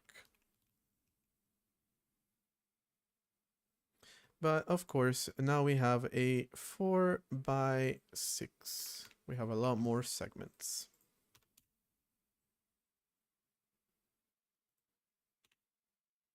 Boom, we have a square.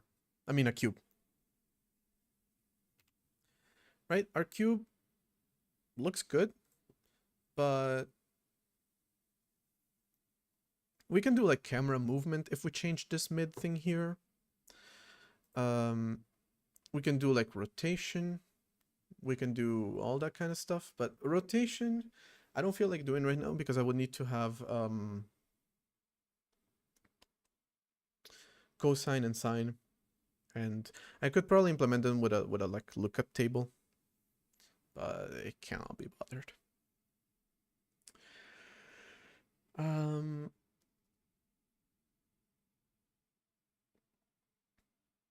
Should we instead try to implement something a little bit more complex?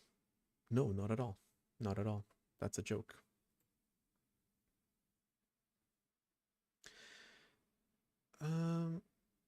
I'm not sure what to do next.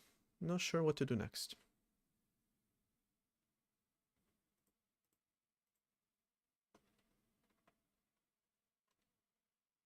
Besides, slow this down a bit. I do think that the cube gets away from us too fast. Yeah, the rendering is absolutely atrocious. But 3D renderer, 3D renderer. All running on the same GPU thread as all the other systems, all the other programs, which is a little bit of a problem, right? So, one little hack that I can do for now, and I probably should create a system to do this in the system itself, is to make the application high performance. I already should have some code for this.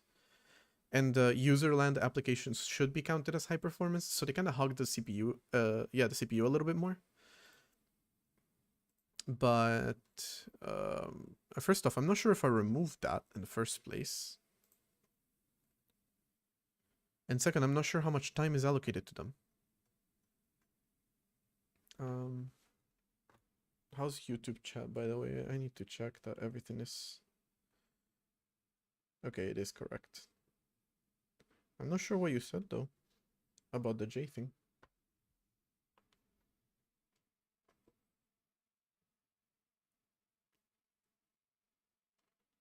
Let me see. It's based on the process's priority. And the process's priority should be set by its... Here. Low priority for the kernel, because that one doesn't actually run, like, at all. The kernel doesn't have a process in and of itself. It just holds memory. And frankly, I kind of need to clean that up a little bit. But here we have a process priority full, which is 25 milliseconds. So we probably could get better performance if we raise that a little bit.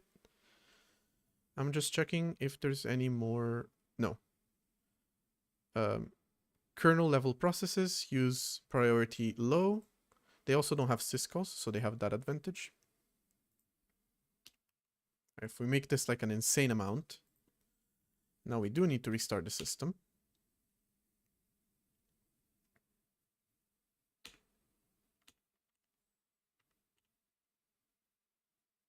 That is not a particular improvement, let me be honest. There's also some weird shit happening there with the FPS. So let me just like remove the FPS code real quick.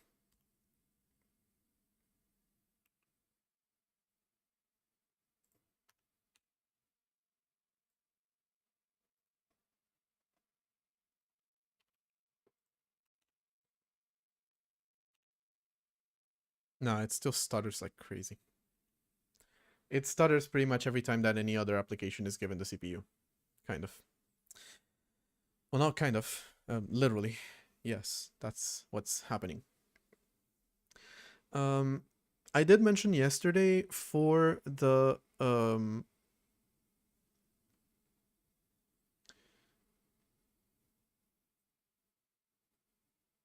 since we are doing kind of very resource intensive stuff here, even though we're not doing anything particularly complex, so it kind of really sucks that it works like this right now. And even though on Mac it's probably a lot faster,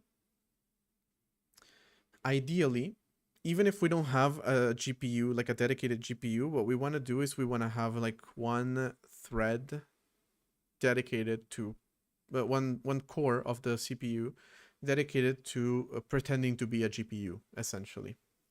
That is in the worst case scenario where we don't have access to the GPU directly. Since I target Raspberry Pi, I technically do have that, but, you know, I would have to build that. So let's take our time. We're doing CPU rendering today for a reason. All right, what I do want to test though, even though you're not going to be able to see this part, is I want to commit what I have. Oh, I deleted the linker off the terminal. So maybe let's not make any changes that I didn't actually do. and just add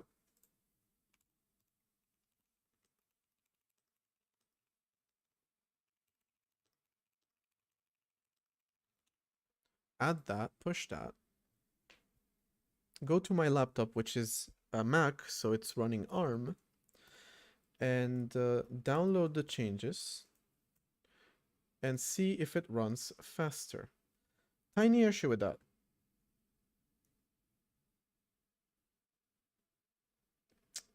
Fuck you.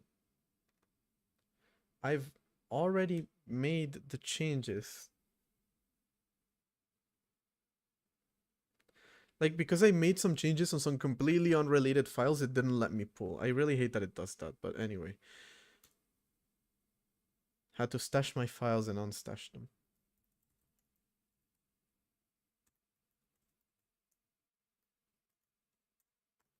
Okay. Why is it crashing? God. The changes that I'm making kind of broke everything. Okay, so I'm gonna stash them again. Alright, we're back. And now I try to run rend, and it runs a lot smoother on a slightly more powerful CPU to begin with, and second, an actual what is it called? ARM CPU. So we're not emulating, we're just directly running the code, which is technically always going to be a lot faster. It's kind of ridiculous that it's that slow, but I guess I get it.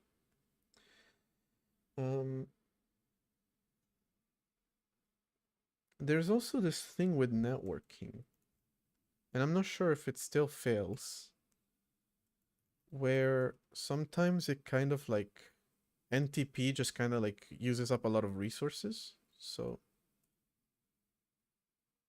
yeah, it's a lot better. No, that's about the same.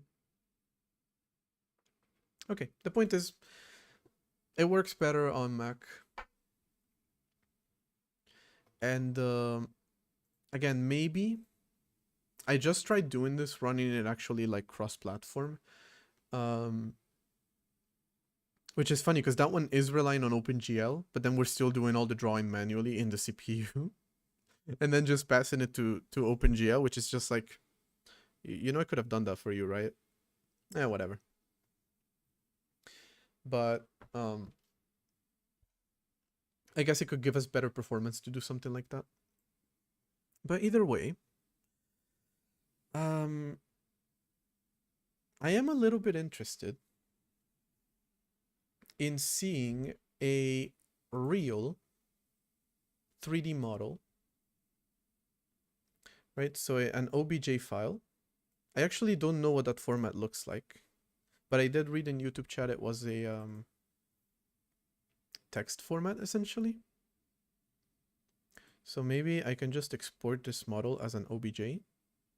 Is OBJ the easiest one? I assume it is, but I guess we'll find out. All right, it's exported.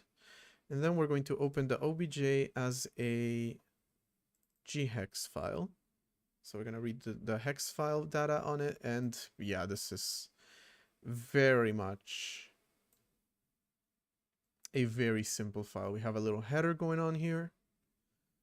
And then we have, this looks like probably .v. So it's vertex data. .v, .v, .v. Okay, it's quite a complex model, honestly. Like, what happens if I try to open OBJ? It opens in Z. Can Z render OBJ files? I don't think it can. Do I have anything that can open them besides Blender itself? No, I don't think so. Alright, so I guess Blender. It is a file with... Look at how smooth this is. I was actually so surprised. I got so used to the shitty renderer that when I saw how smooth it actually runs, I was like, whoa.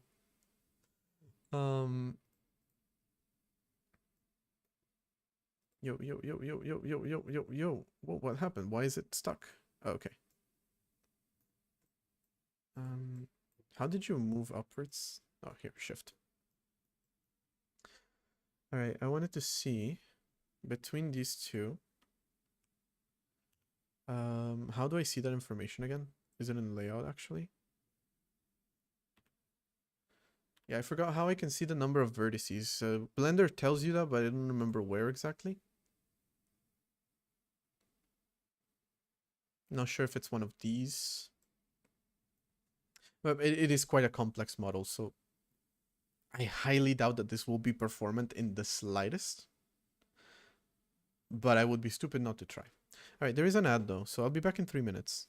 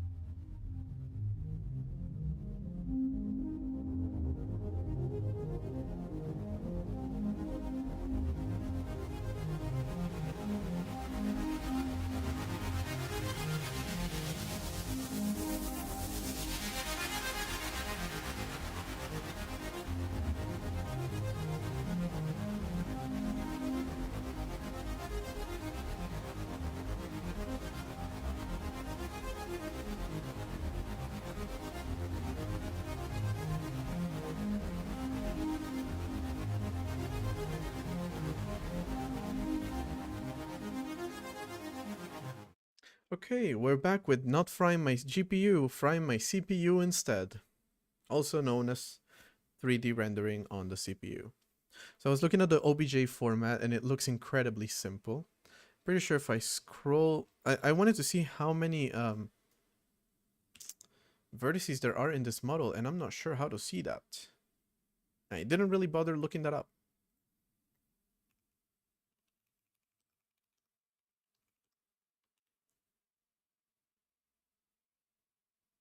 Statistics overlay. Care to tell me how? Nah, fuck. I'm talking to a clanker here.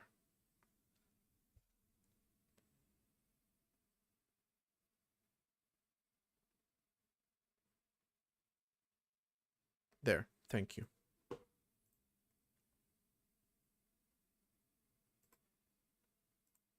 Statistics, yep. Statistics, yep. 1,346. It's not bad. Half of that goes to this alone. Can I just slap a what is it called? Like there's like a simplify type of thing.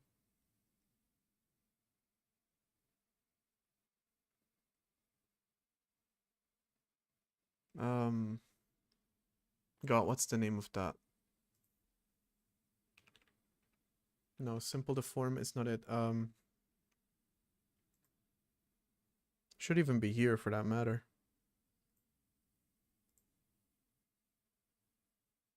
Performance. No, I don't know.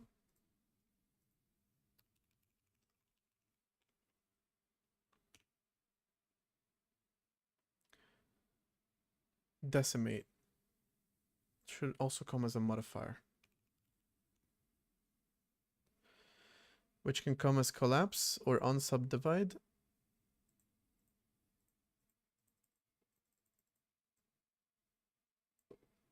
After 100 iterations, we've reduced the vertices by 500.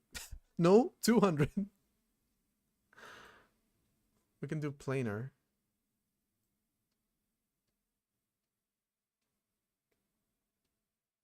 There you go. Looks good, right?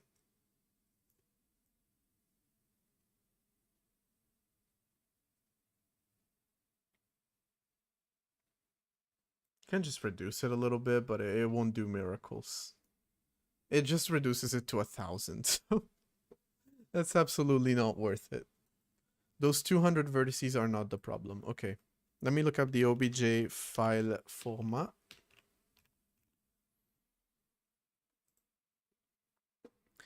Et wavefront OBJ file.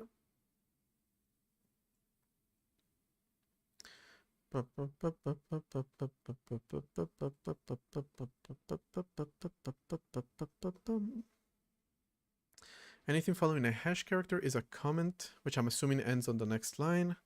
An OBJ file may contain vertex data, freeform curve surface attributes, elements, freeform curve surface body statements, connectivity between free-form surfaces, grouping and display render attribute information. The most common elements are geometric vertices, texture coordinates, vertex normals, and the polygonal faces.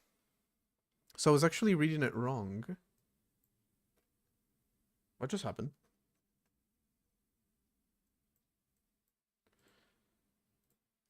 It actually starts with V.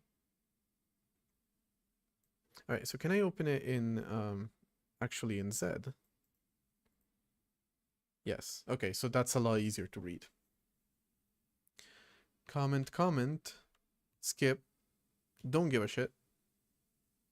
I kind of just want to combine them into one, right? So all I have is vertices. VN is normals. We're not doing normals at this point. VT. The fuck is a VT?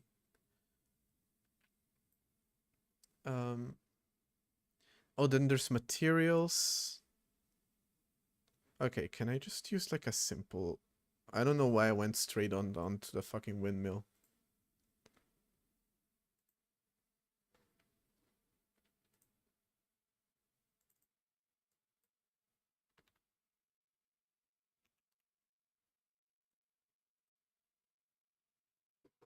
Okay, let me open this one instead. It's a lot simpler. But maybe I'll want to like, I don't know, deform it a little bit so that we can actually see what's happening to it, that we're actually loading it. Because right now I already have a thing. VT texture core. Oh, okay. I'm assuming it stands for like vertex texture or something like that. That makes sense. All right, did I? Yeah, here we go. Okay, so parsing this shouldn't be particularly difficult.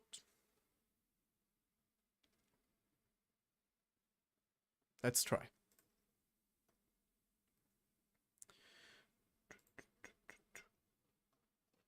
Okay, so the first thing we're gonna want to do is we're going to want to Also, does it tell us the number of vertices at the beginning or something? Like some convenience stuff like that? I don't believe it does. This is still the windmill. No, it does not. There's just vertices until you no longer find them. Alright. We have a char pointer. File equals to read full file. And I just changed the signature of this function. That is the only thing pretty much that I changed from the commit that I just undid at the beginning of the stream. So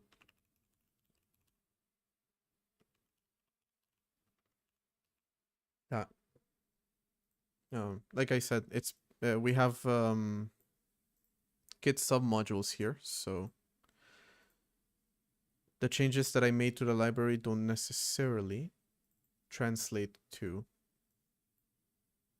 being seen here unless I want them to. Which right now I don't, because I would have to change a bunch of code. Like a lot.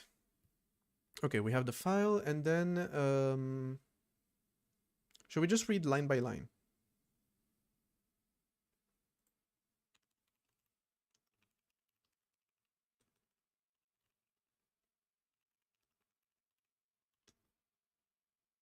With a perhaps function pointer handle line, which takes in a string slice line, something like that. std string slice.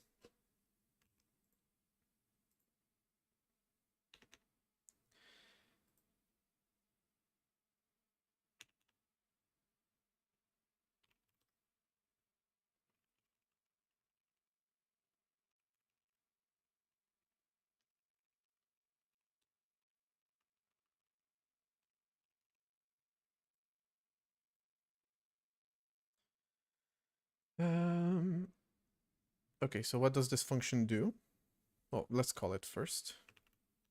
Read lines on the file that we just created with handle obj line.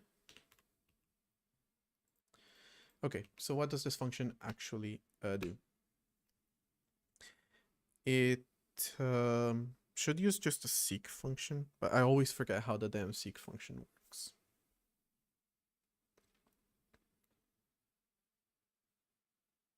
I just don't want to overcomplicate it by using like the token stream scanner type of thing. Wait, does scanner have a, where is it? Shared data scanner.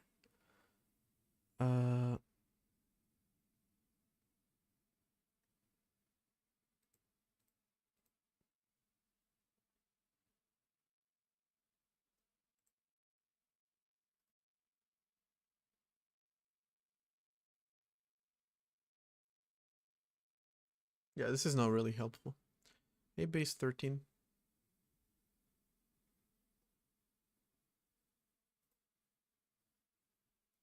Alright, so I can actually seek to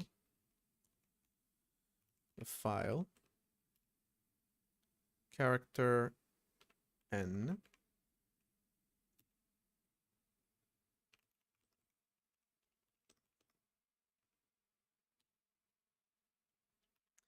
And then do like while point. No, it would be a do while anyway.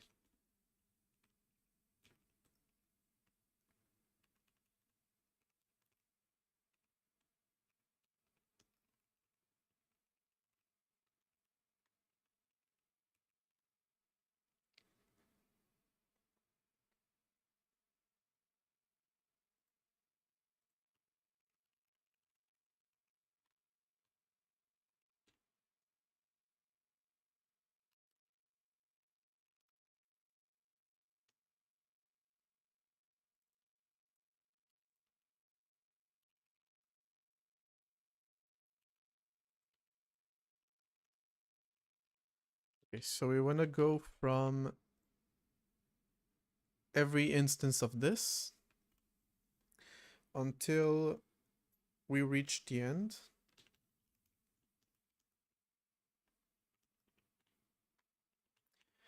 And we want to create a string slice.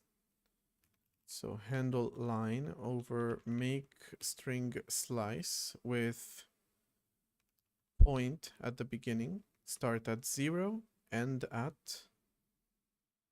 new point minus point.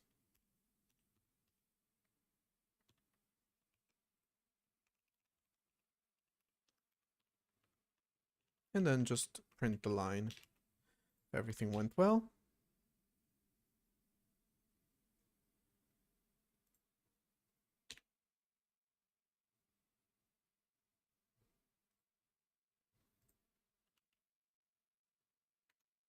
It didn't. It didn't go well.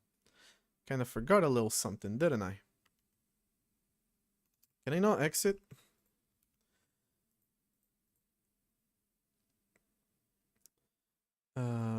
I forgot to assign point to new point, otherwise we never move forward.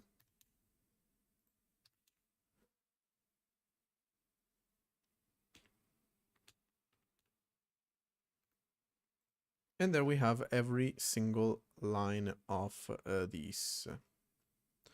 Cool. Now, wait. Oh, these are faces. Okay.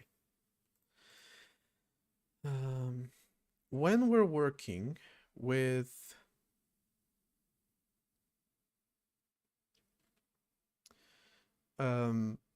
files from Blender, the primitive is always going to be a trig. And the number of vectors and the number of segments is going to change based on whatever we read from the file. So we will need some sort of structure. I'm trying not to make it a linked list. So I should have, and I've never used this one, so I hope it works. Data struct chunked list, which just is an array of continuous values, but then it can be linked to another array of continuous values to always expand. I hope. Again, I haven't used it. Is it only C++? No.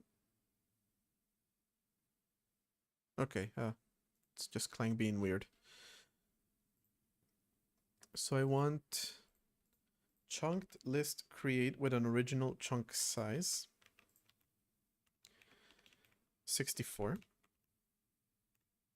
And that is going to be of a chunked list type.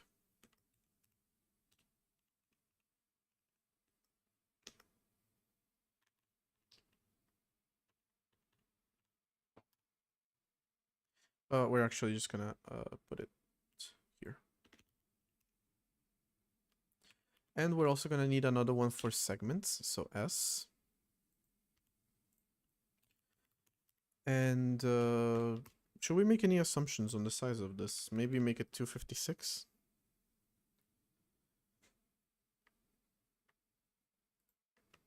Times the size of the value that's gonna be inside of it. This one's gonna be an integer. This one's gonna be a vector 3. And I gave them both the same name. Alright, there we go. So now a bunch of this code is gonna be wrong because it's based off of these segments, whereas I want you to be based off of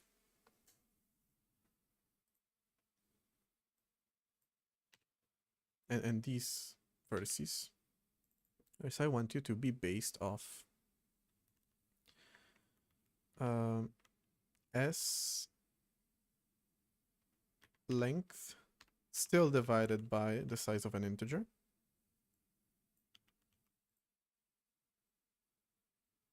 Since I'm pretty sure it doesn't know the size of a single item inside of it.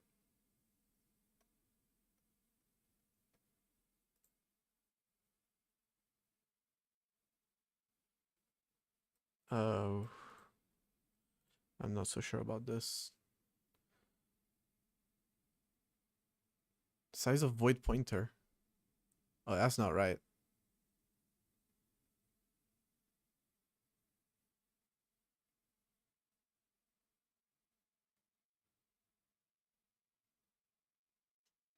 Yeah, I think this class doesn't work like I expected it to. I'm probably gonna have to start over.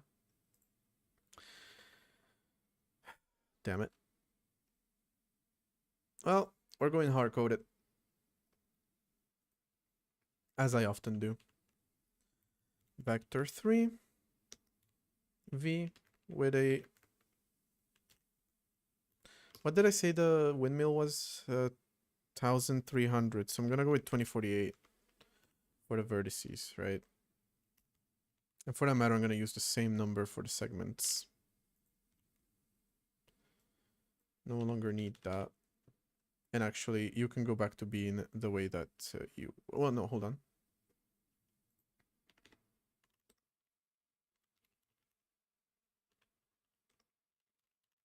I have to keep track of how many there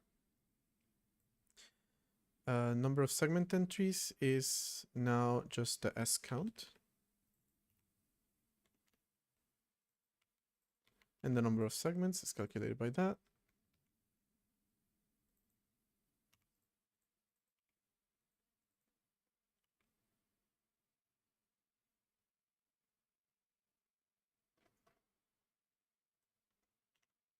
Int.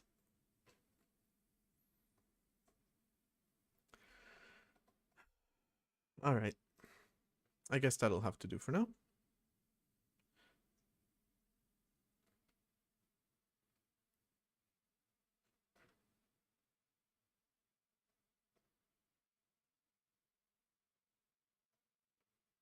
The number of vertices, though,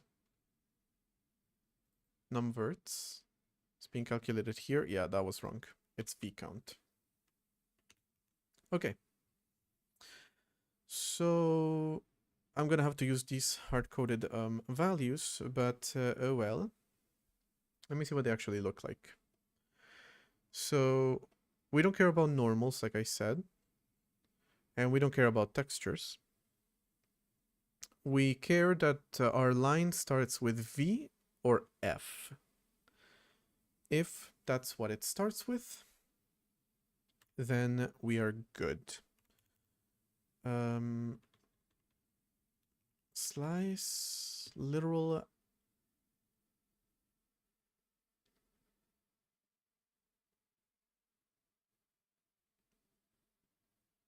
I have to do string start. Well, hold on. Yeah, I have to do string start. So string start of line data with v space equal to 2, then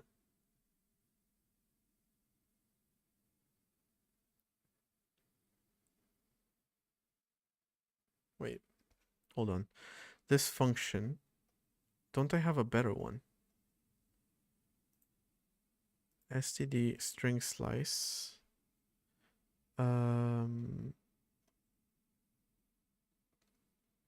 Literal match makes a string slice out of the literal, checks that they match, and to check that they match, it checks if the lengths are the same, so it would fail.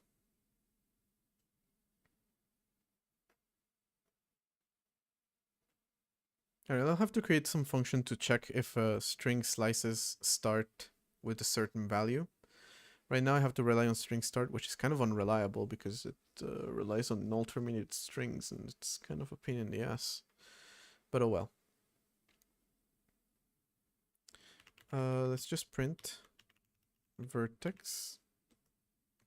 And then you can actually just print the entire line. And likewise, whoops, if it starts with F, faces, really? It's multiple faces, but yeah. It'll do.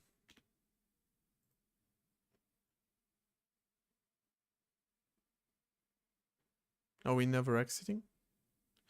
Oh yeah, we're never exiting. We're never drawing anything, I mean. Because there's nothing being put in the in these arrays. So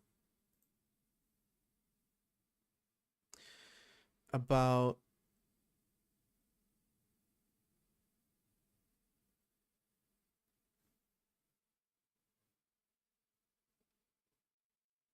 how do I do the parsing here? Should have an int a parse int 64. Does it always print to 6 decimals? No, I shouldn't do that.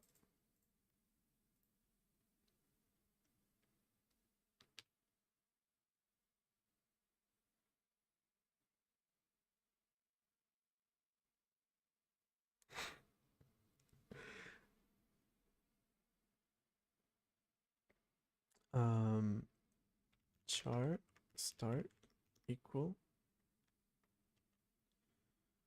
to line data plus 2.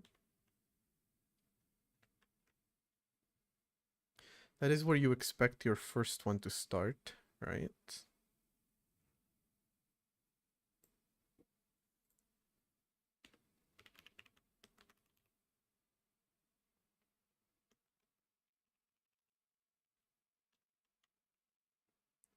Seek to start character space.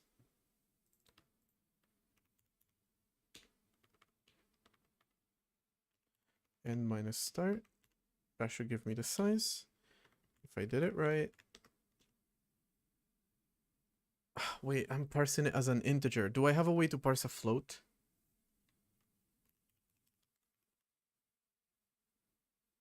I do not.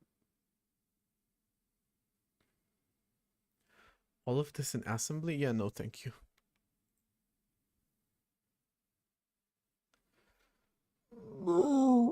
I can only parse integers. I cannot parse floats. Oh, this is just getting way out of hand here.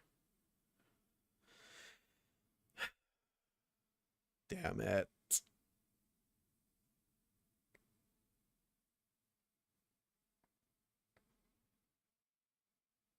Should I just hack it together real quick? They all have numbers anyway, even if they end with a 0. So do it to the period.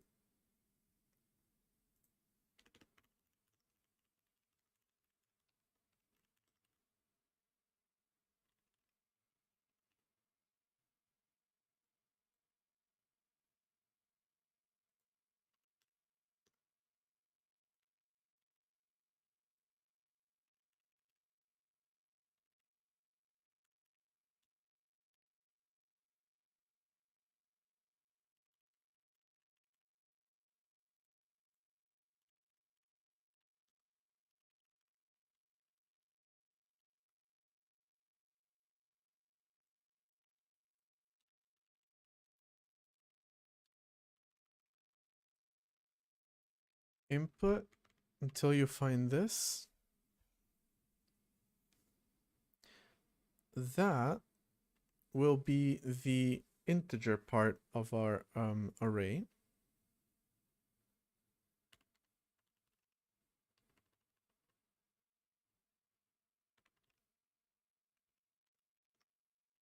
No, not uint64. Just, do I not have a function to parse?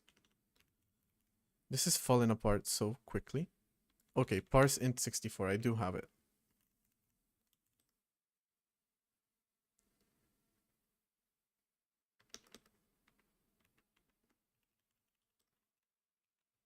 Right, for the time being, I'll just return that.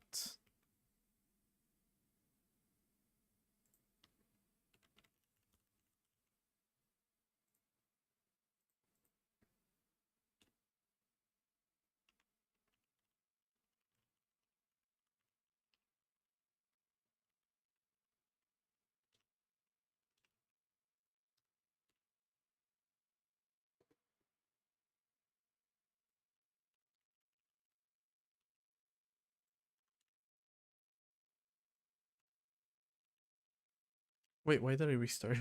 I didn't need to do that. Okay.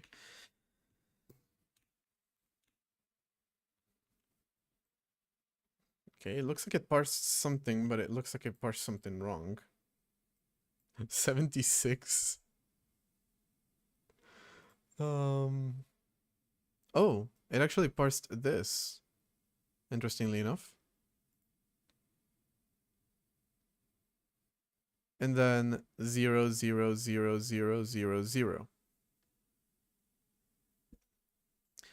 Did I, by any chance? Yeah, make it start at the wrong place.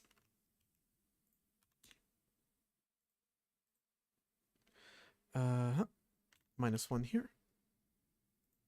-1 here as well. Don't need to restart the system. Just restart the application, which won't restart for whatever reason. So I guess not.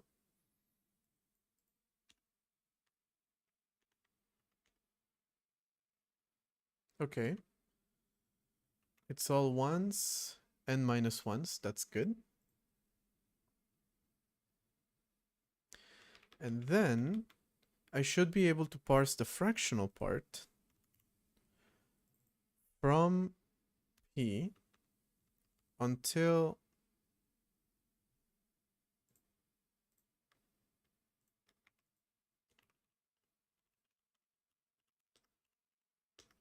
God, this is so hacked together, but it'll do.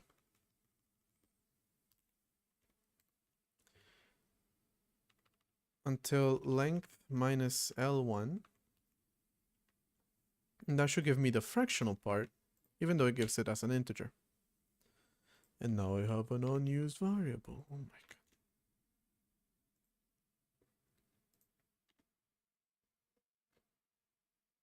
Nope. Well, the first one might have worked. Hold on. 763902. 763902, and the rest are actually zeros, so it did work. It did work.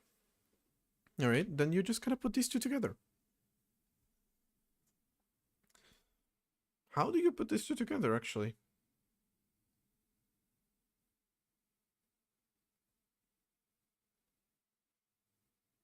It's kind of funny that I've never asked myself this question.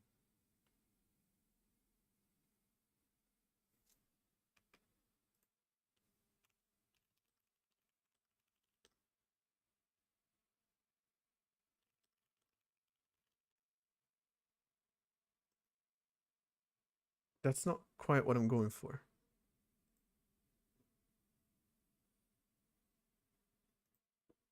I'm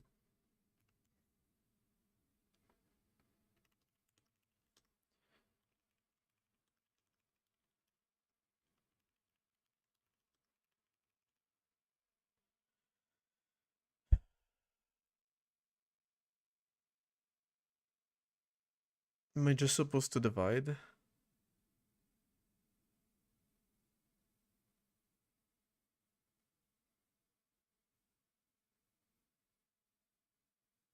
Yeah. I thought there would be a maybe more clever way of doing it. But okay. I need to know the total number of digits of this one, which... Shit, how do I know that?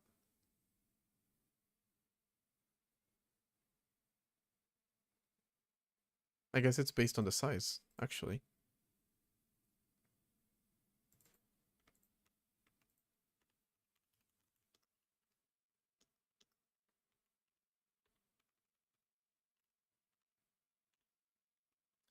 So I return I plus f divided by... Oh, this is where it gets a little bit complicated. Because I don't have a power. And I'm not doing power of 2. I'm doing power of 10. So how can I do...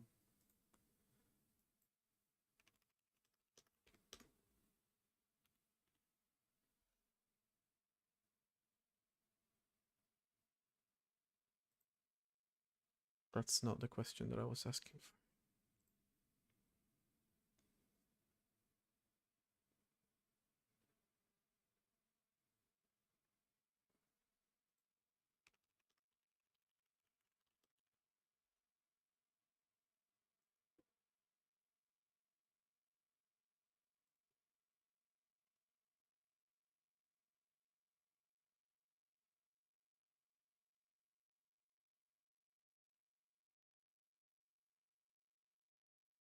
I kinda just have to do it myself, don't I? Recursively is horrible, by the way. I'm not doing that.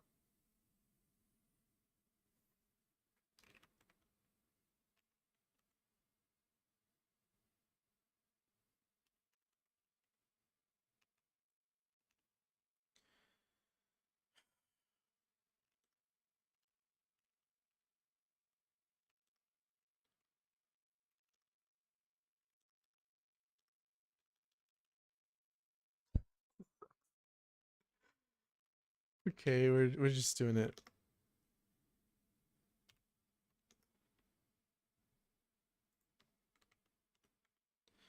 Ten L2. And then I guess I do it recursively.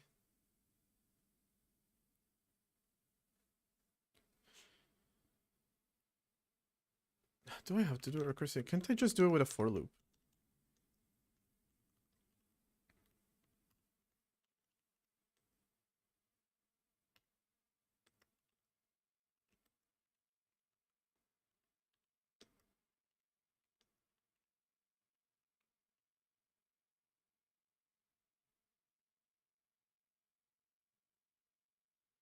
Those are backwards.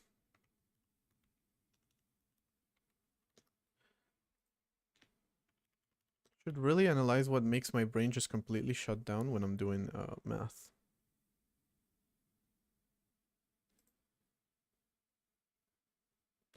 I guess we'll have to convert this one to a float at the very least.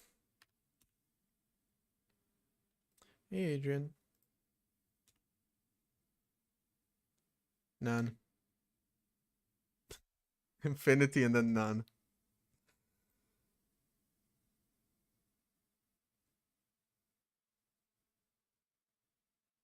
Yeah, exactly.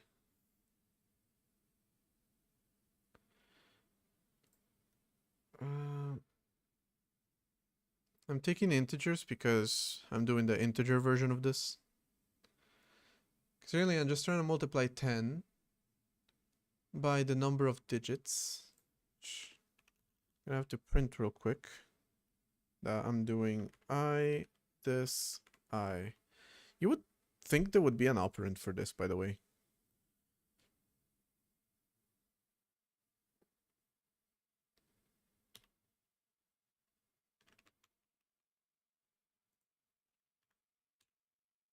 Good.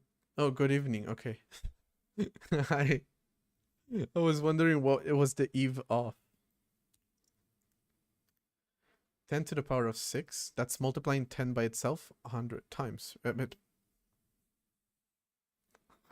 times. 6 times, right? And the final result of that is going to be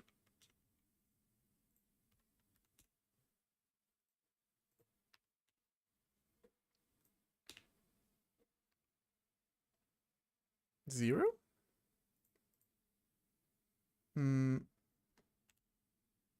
Hold on.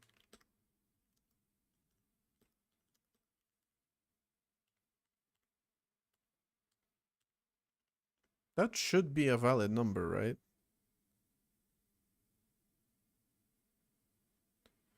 It's maybe a bit dangerous to do it with an int. Better to do it with an int 64.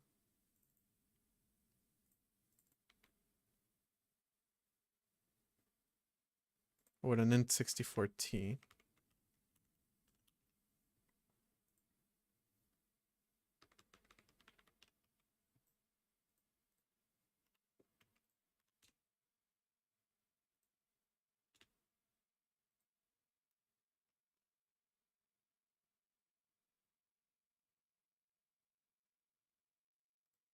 How is it always printing? Huh? It's something really stupid, by the way. It's something really stupid. Let's not pretend.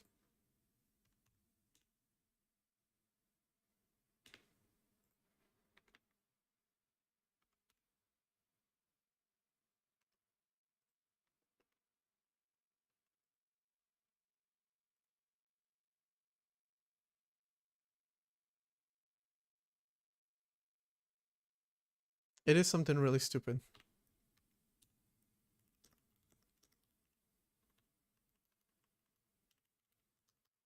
I'm modifying the number that I'm then using to multiply. So obviously that's gonna get out of bounds pretty fast. There we have it. And it's wrong though, because the original one is 1.76. Yeah. So maybe multiplying by it's an off by 1 error. We love those.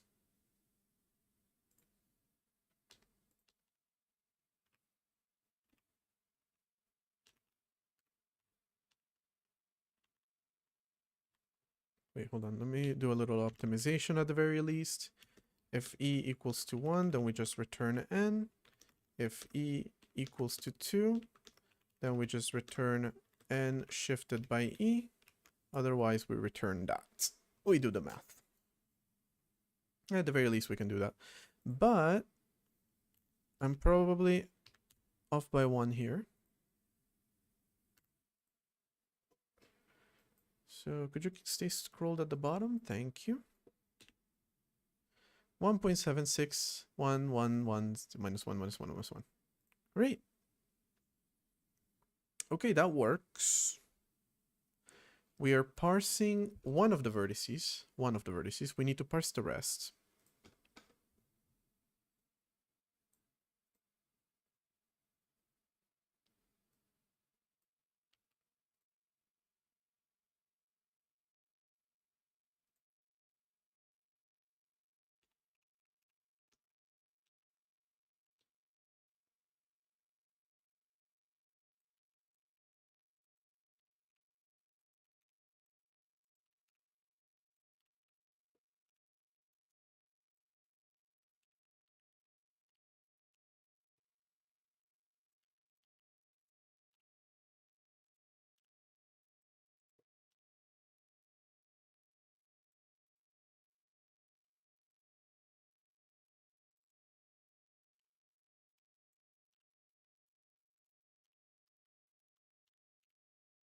I hate this code so much.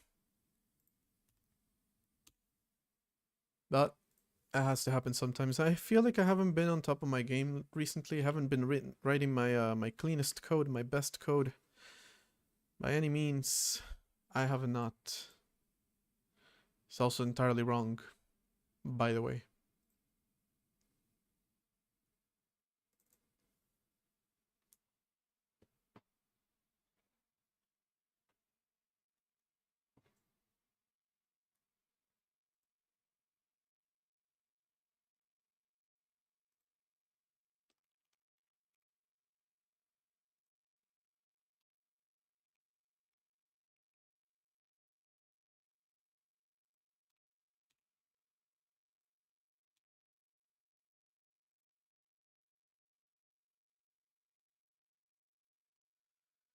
.72, that is correct. Why did I quit it?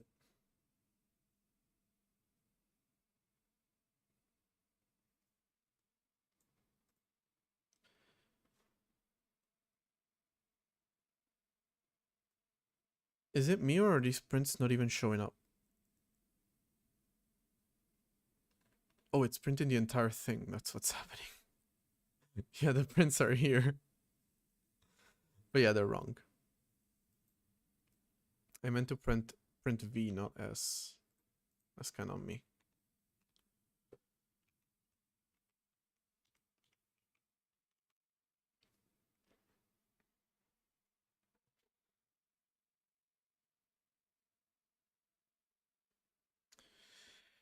Um,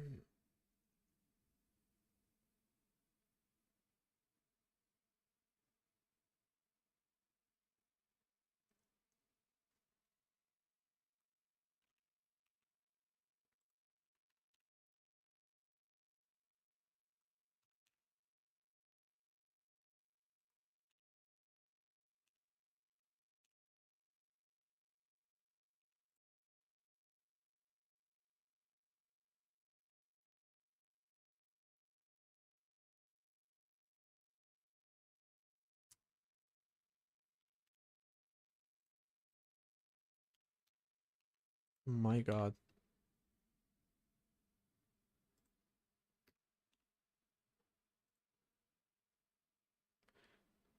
(0.72), that sounds more like it, yeah. And then minus 2.99? Where the fuck did you get that value? The other ones are pretty correct, it looks like. These are the only ones that are just insanely crazily wrong. Just this one over here. Where did you get that value? 29560 is perfect. What's minus 2.998029? Where did you get that one? Those numbers are nowhere to be found here. I'm genuinely impressed that I managed to break it that much.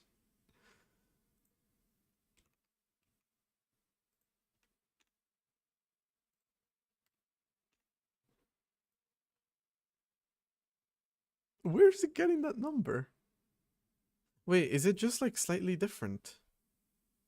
No. It's this. How is that happening? Maybe it is different in the actual installed version of it?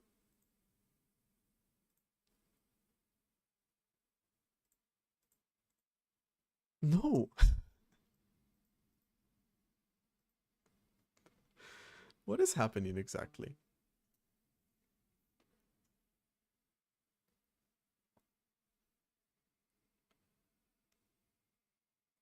I'm actually so weirded out by a bug that's printing a value that literally does not exist anywhere in the file. I hope. It's gonna be kind of disappointing if it does exist. No, it does! Is it the same one though? 8? No, it's not. It's not the same value. Where are you reading this one? 9982, I think it was. That's kind of dumb. I'm so confused by this. It's so funny.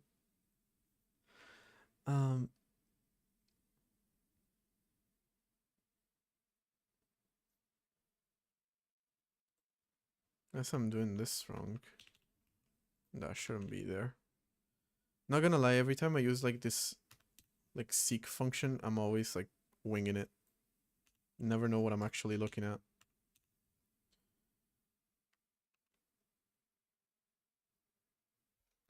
Where are you getting minus 2? Where are you getting minus 2? I'm so confused by that.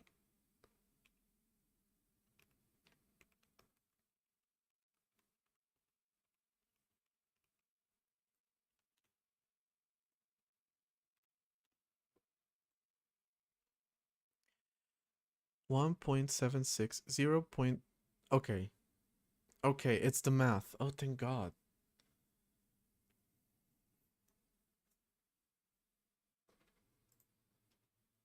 You know, with the kind of weird part being that, how are you doing minus 2? Oh, because I'm doing plus. In this case, it should be minus.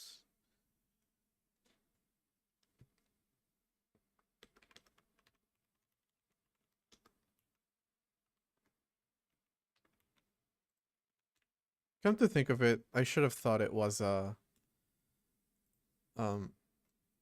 math error if it's creating a number that literally does not exist. Did I invert it?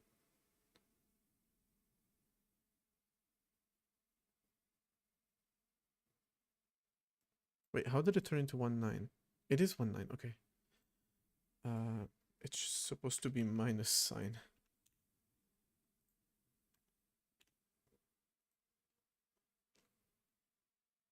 .76, 0.72, 3.197150. Oh, thank God. Okay. I have not been defeated by a fucking number parser.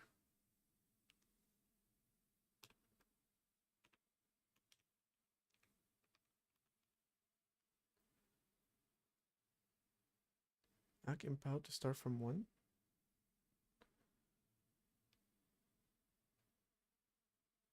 Starts from n. Yeah. Now the problem that I was having was with adding the two numbers together. When it was negative, you need to subtract the two numbers together. And it only happened for that one because it's the only one that was negative and had a decimal. Okay. V count x is this value. Not defeated yet. Hey! Have more faith. Come on. Did a 3D renderer from scratch today. It's not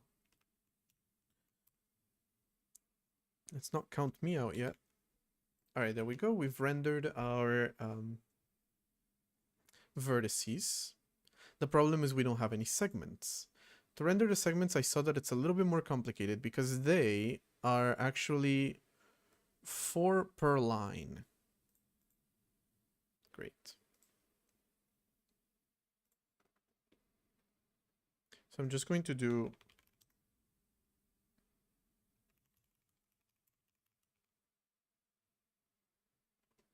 string slice. Screw it.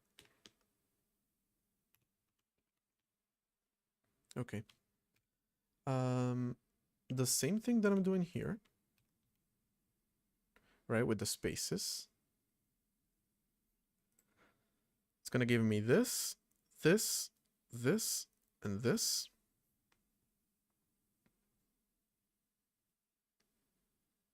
Four. There's 4 of them.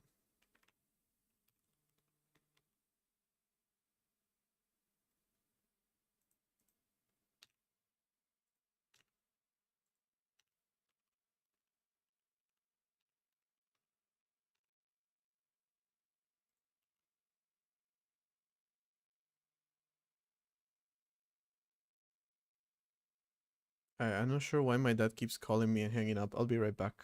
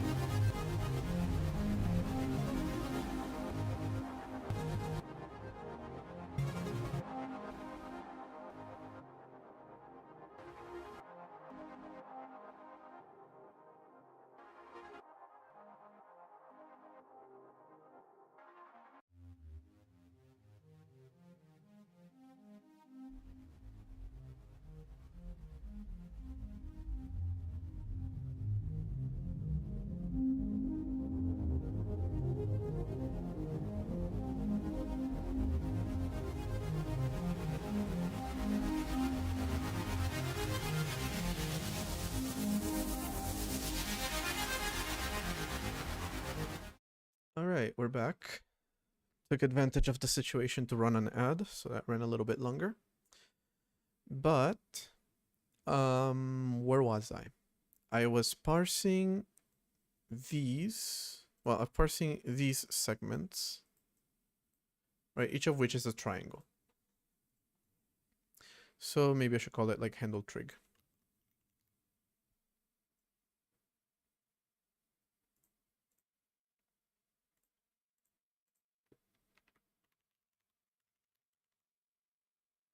Based on the make string slice that starts at, I probably shouldn't have deleted half that code.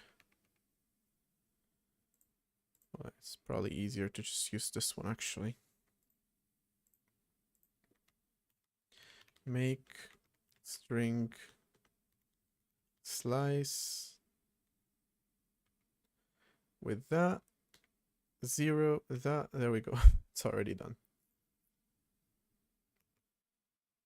Okay, and then here we have a very similar situation, but this time we parse an int 64. 64 is a bit overkill, but yeah.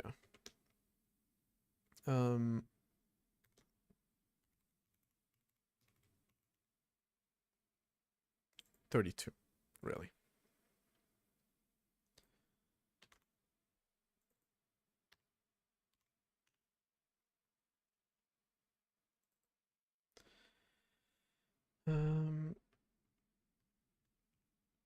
X.data v1.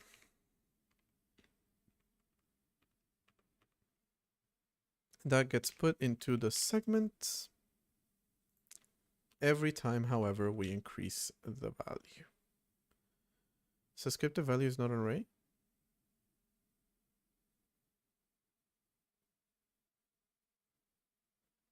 I know. That's why I'm assigning to it an integer. What does this mean? Subscripted value is not an array. I know it's not an array.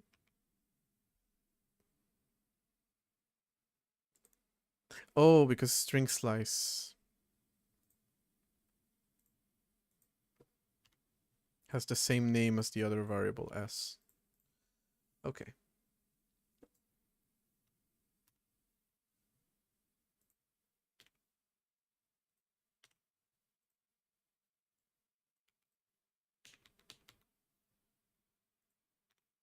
I keep thinking about how horrible the code that I'm writing is, but I never want to fix it.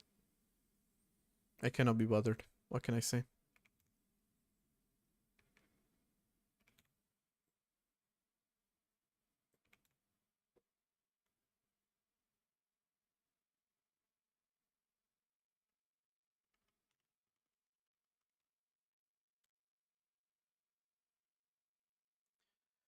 S3 starts at S2. Parsing starts at S2. S3 minus S2 minus 1. Without the data, that is. Boom.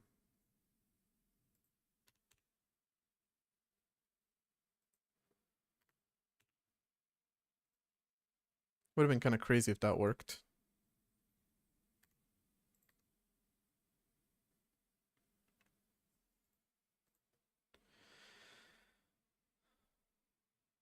Yeah, it would have been kind of crazy if that worked, considering I'm creating the argument, but I'm not calling the function. That would have been kind of interesting to see.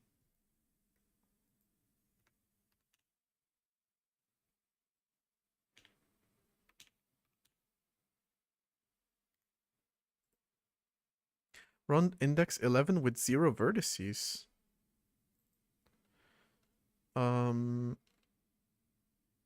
Numverts. Oh, wait, no, this doesn't need to be divided anymore. Oh, there's something there. There is something there. The problem is Some of it is at -1.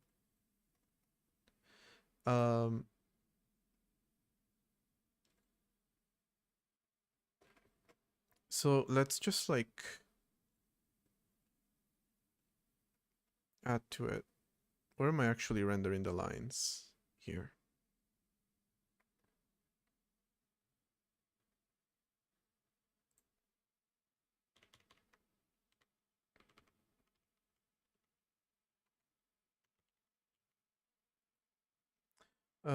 Maybe adding like 3 is not enough. Let's add 4. And this is supposed to be done by a proper shader, you know? Vertex shader, that is.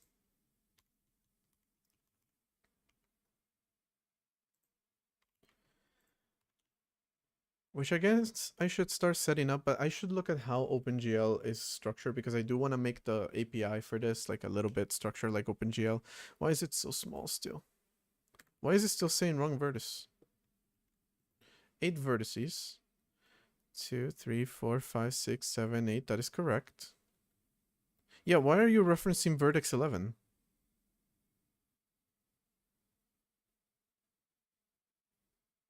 Wait, no, okay. This cannot be vertices. What is this supposed to mean?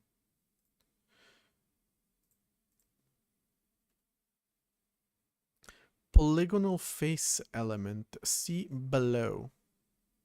Faces are defined using list of vertices, texture or normal indices in the normal diverted index, texture index, normal index. Oh. Yeah, there's actually 4 per line, not 3 per line. Why did I think this was triangles? Where was I going with this? What was my actual plan with this? Obviously not. I'm only supposed to read the first one.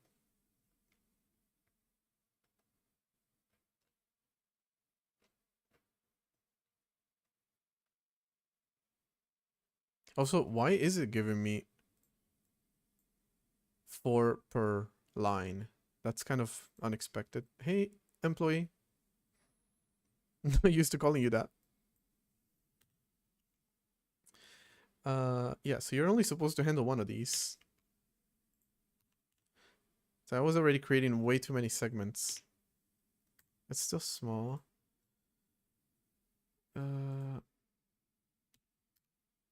Index 8. Yeah, why is there an index 8? Oh, it starts at 1, doesn't it?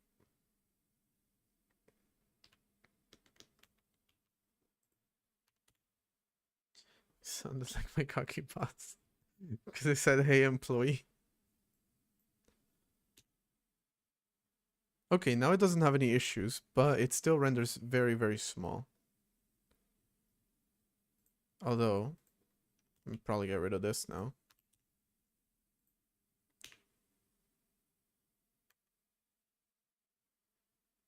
I don't know. I don't know if that's correct or not. Again, some vertices have negative x values.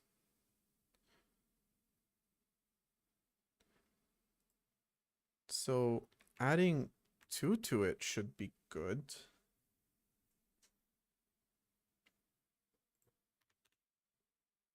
To put them all in front. Yeah, something's wrong.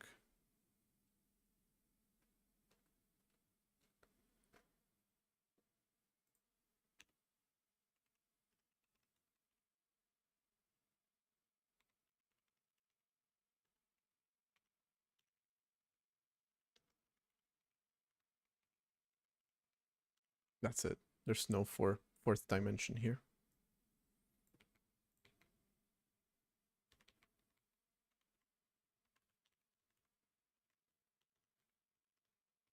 All right, let's log these.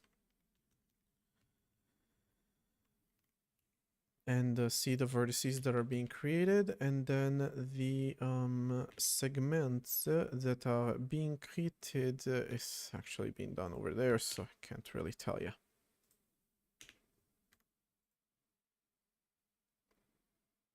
0, 0, 0, 0, 0, 0, 0, 0. Minus 2. Minus 199. What happened? We were good. What happened?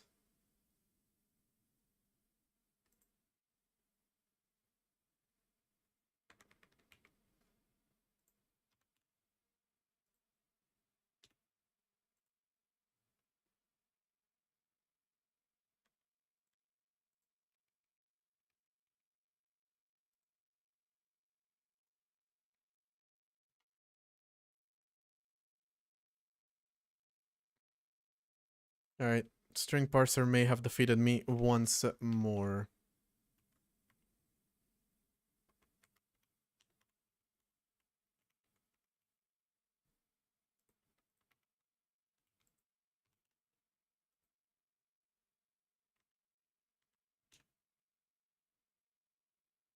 There's minus 1 over there.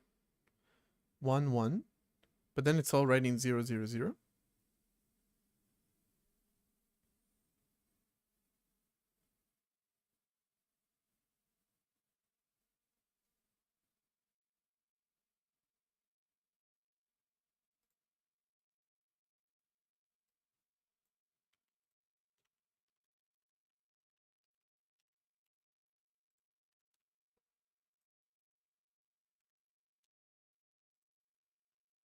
All right, here we go. 0.76, 0.72, 0.0019, 0019 is not right.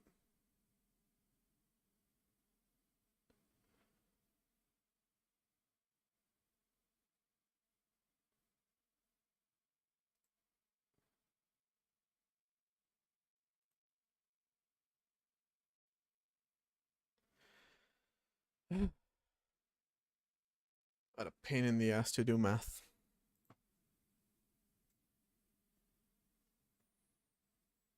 What an absolute pain in the ass to do mathematics.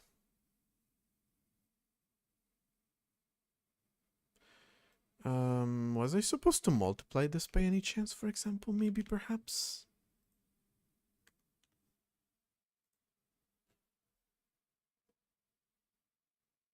No, I wasn't. Hold on.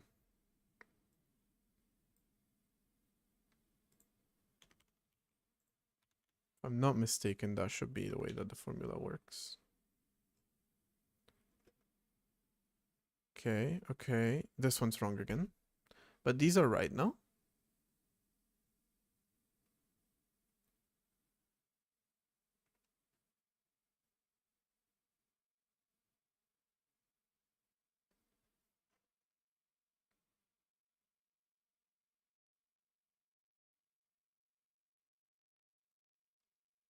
Right, when this is positive, then we want to add to it. So we multiply this by 1. It stays the same. When this is negative, then we want to subtract from it because we want to go further, right? So we take this, which becomes a negative sign, and this gets subtracted to it because this becomes a negative number.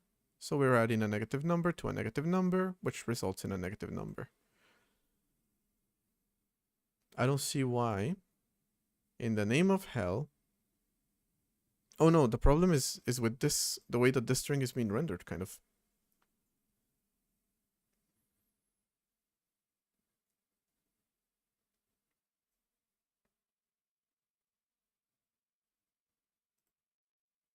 $197,150.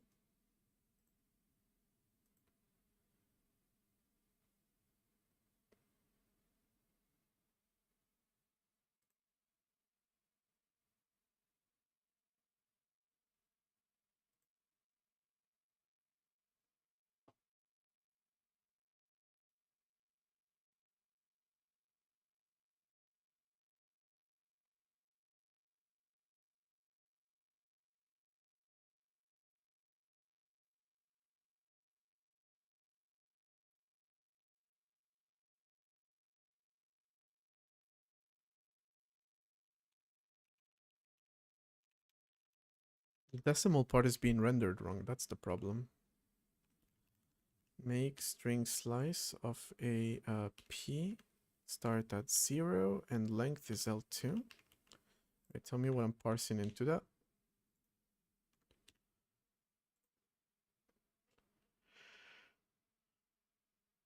Decimal 76, decimal 72, decimal 19. I'm passing 19 to it. So why is it that when I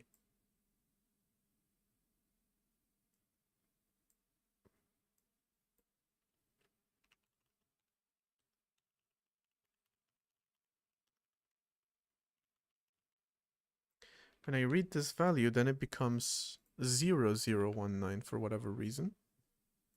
Or something like that.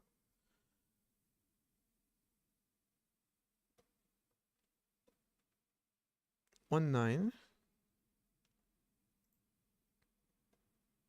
Okay, so this is off by 1, isn't it?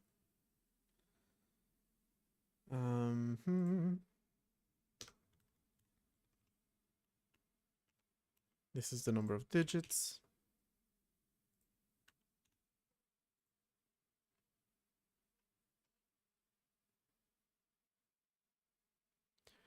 One, two, three, four, five, six. 6 digits exactly. So it's 10 to the power of 6. Right, let me see. Oh, I quit it. Instead of copying. Alright. This divided by 10. Oh, I see now what the problem was here. I see. And I see what the comments meant by starting at 1.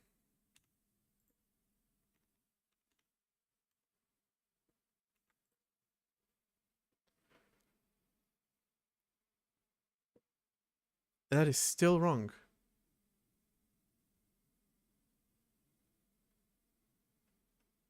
Wait, what is this V?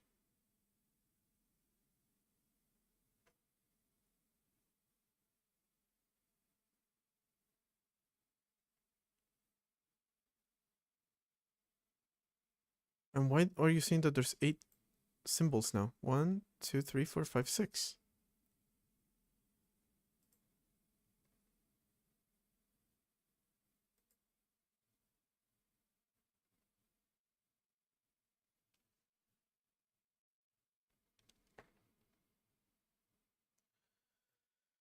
Can I just count the number of digits?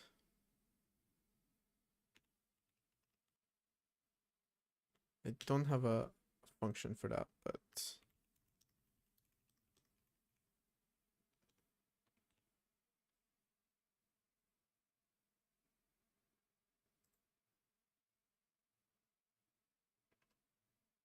Nah. I'll just fix my math.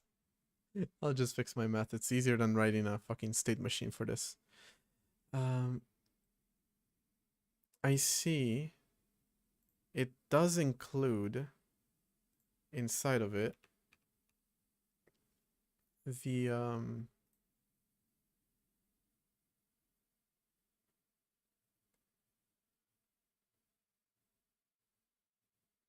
last digit that it shouldn't include.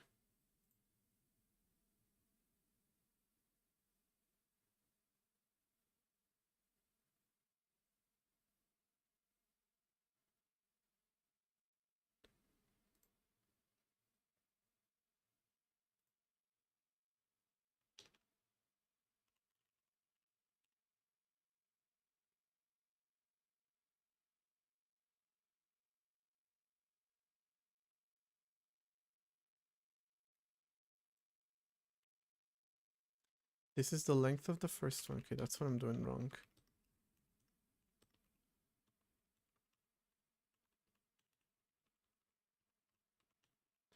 God, this code is getting stupid as hell. I'm so pissed off at it. But again, unwilling to fix it.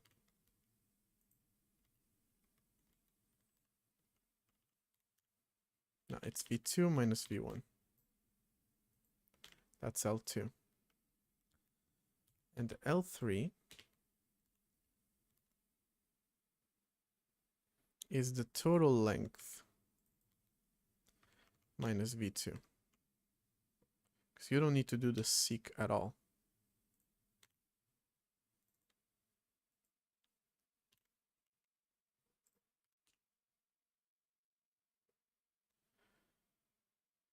$97, what?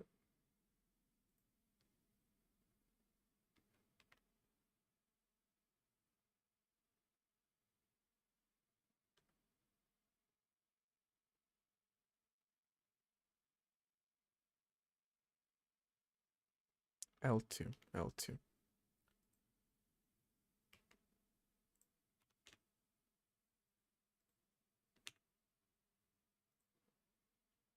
Yeah, at least do it right this time around. Still no 17? What? Oh my god, I hate doing math. Why am I so bad at it? Only when it matters. When it's completely irrelevant, I'm actually pretty good at it.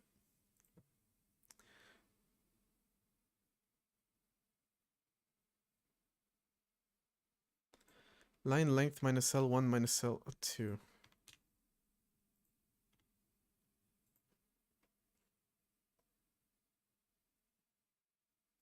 Why does it still consider it to be 8 digits?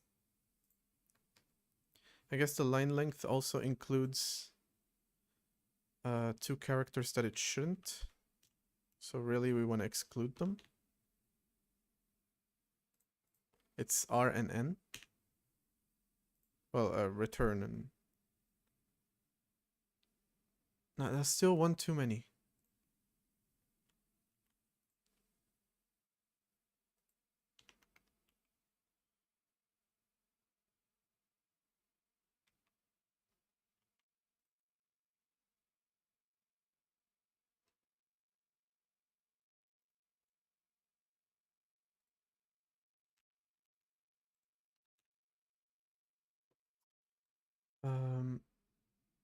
-1 because it includes this. -2 because it includes this.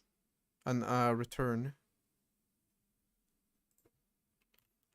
This symbol, I just don't remember what it's called right now. The proper name for it. And then -1 goes here. That's the correct way of doing it.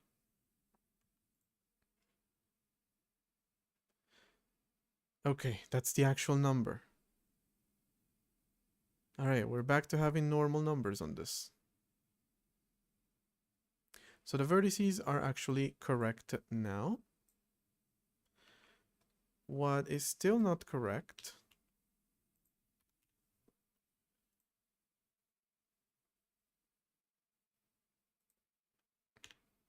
couldn't tell you what it is exactly, why it looks so small.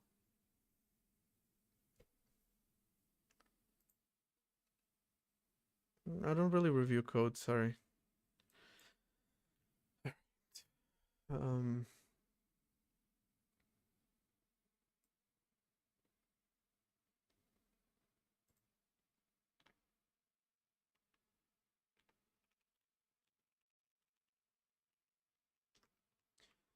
Let me just print also the s count -1, the last vertex, the last segment added.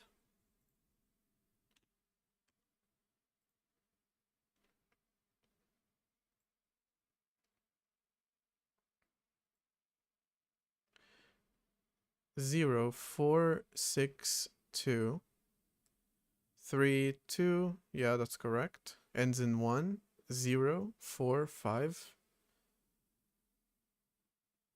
They're actually correct as far as I can tell. But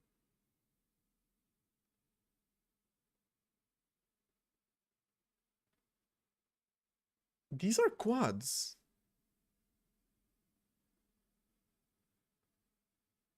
Why are these quads?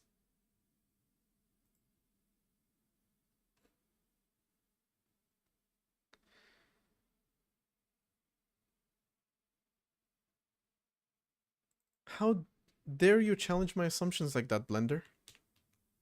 What the actual fuck?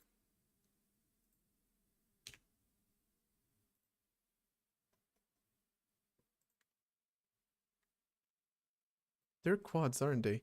0462 3267. Damn it, I said it.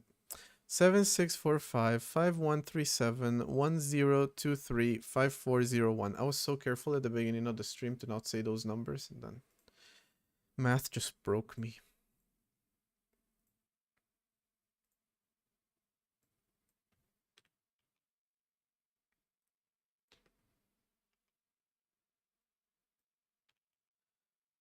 Now, I did not expect Blender to export quads.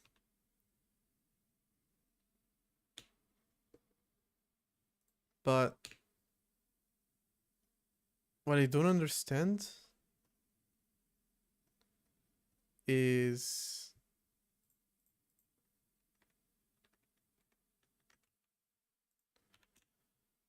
the way that the numbers... Surprised no one said anything in the chat, actually. Usually it happens. Bro, why is it still always so small?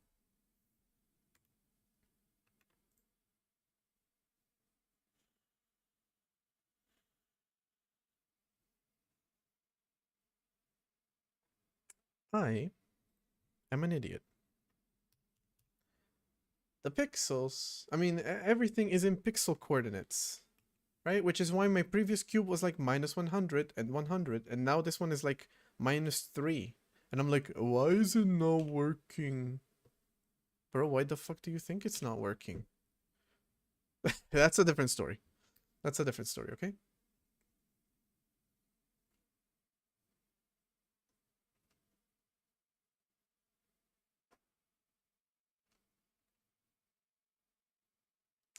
Yeah, I'm starting to feel like math really takes the fun out of coding. I'm not gonna lie to you. I'm already bad at math in general. When it's actually important math, especially. But on stream, it's pretty much the only time that I've ever gone like, what is that called? Stage fright. Is doing math on stream. What the fuck is this? No, because what actually are those vertices?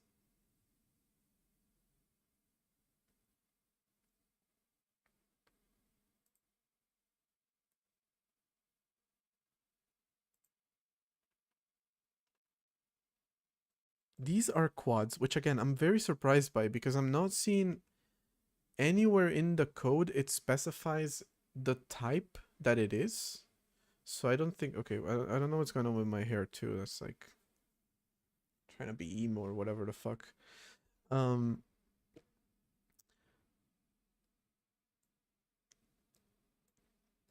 guess I'm supposed to read how many there are per line, and that tells me whether it's quads or triangles.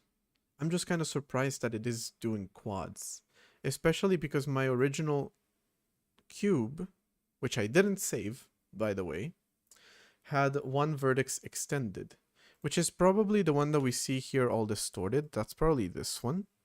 But then what's going on with the other ones? Right? We don't really know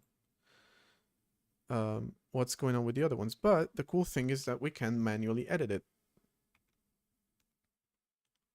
to make another vert, the one that's wrong. Or not, or not. Yeah, I understand that 6 cubes makes sense. I mean, 6 faces make sense for a cube. What I don't understand is why quads in the first place when I thought it would always do triangles. Second, why is it not fucking changing?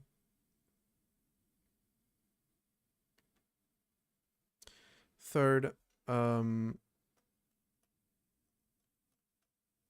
whatever the third one is. Okay, it's not changing because it probably didn't even recognize that I made a change.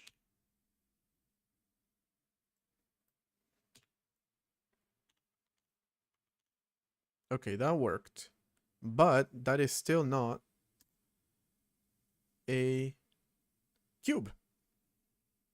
That is still not the right cube anyway. if they're quads, they shouldn't be crossing, right?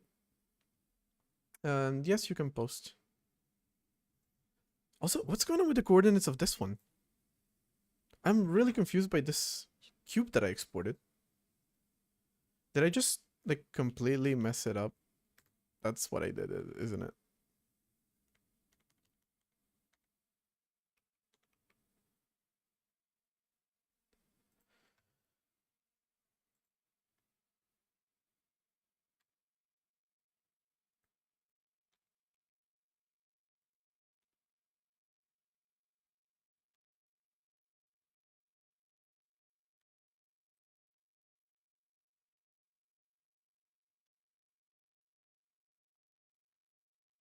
That's a GIF.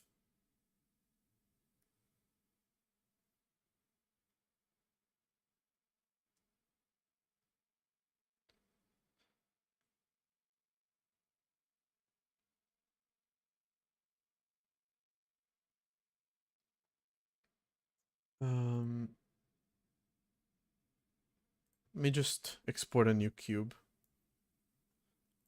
That's super messed up. Instead of deforming one side, I'm just going to scale it on the y-axis, so it's gonna be like that. Oh, it's Zozing. That makes sense. Can I open that?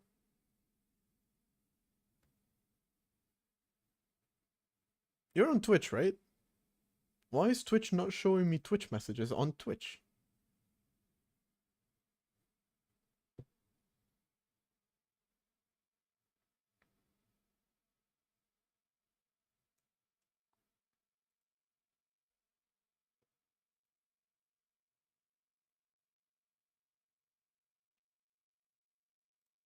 Yo, yo, yo.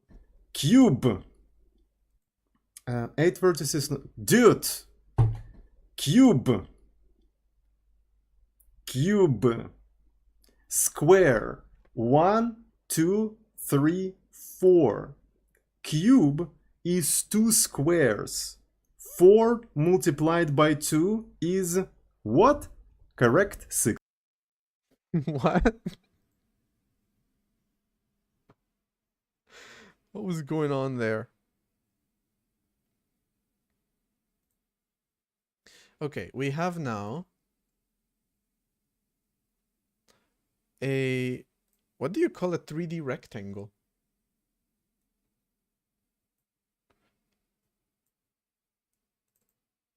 Do we have a name for that? There's gotta be a name for that, right? No, wait, I'm going straight into the executable here. Executable, what a strong word. Let's call it box, yeah. No, not box obj. All right, we're gonna export that. Cube. Okay, and we are now going to change which file. Well, first off, let me look at it real quick. Okay, it is using quads.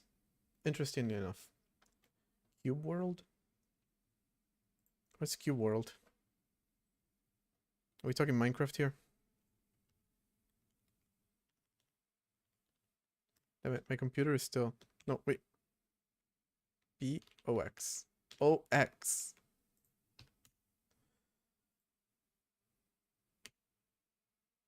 Boom. Boom?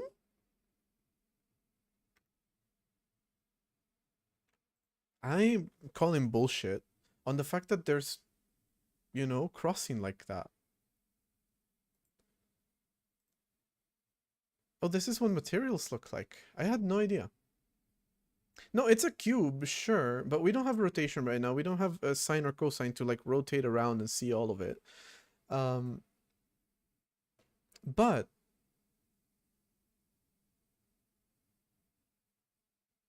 oh, wait, because some of these numbers are negative. So it's probably like, you know. Also, no, MATLAB, I literally implemented a float parsing here. So why is there a vert in the center? I think it's probably because of this. So if I'm right, I'm able to just increase this by 2, make, boom.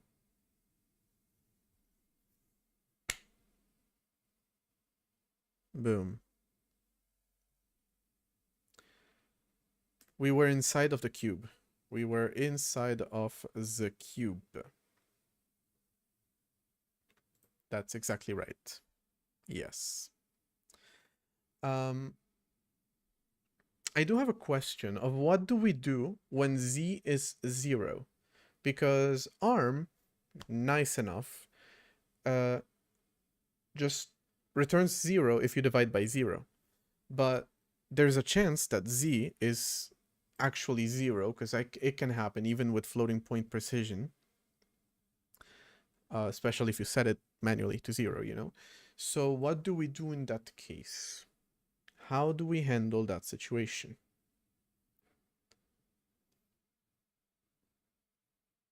Clip.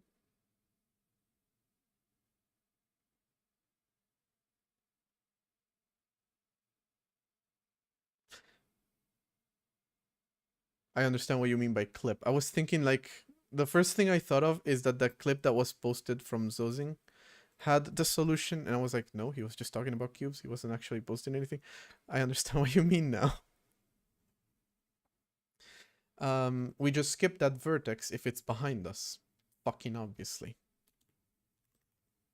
And we skip it if it is literally at the same, like, you know? I think I can delete that. Let me see.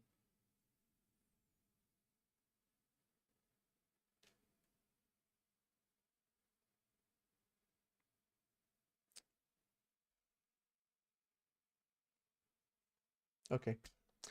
I've tried not to complain about streaming platforms, even though for the first like hour of this stream, we didn't even have Twitch, YouTube chat for me to see. Making meatballs, nice. No meatballs, damn it. How hard is it, comma, Twitch, to just allow me to click on a message and delete it instead of having to type commands into the chat? How do I even delete a message on Twitch? I have no idea. Like, if somebody says something that I don't want to be visible, do I just ban that person? Even though, like, okay, maybe they just, you know, they didn't do anything bad. I just wanted to delete a message, like in this case. Am I just supposed to just, like, what, ban? What do I do?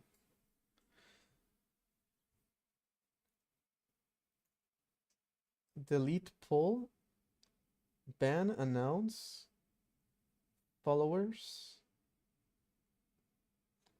goal marker mod. There's a third-party extension. Are you serious? That is so stupid. That, oh fuck, fucking hell. Anyway, yeah, what we want to do is calling. Essentially, that is correct. But yeah, essentially our camera is here. That's 0, right? So if we rendered something that is at depth 0,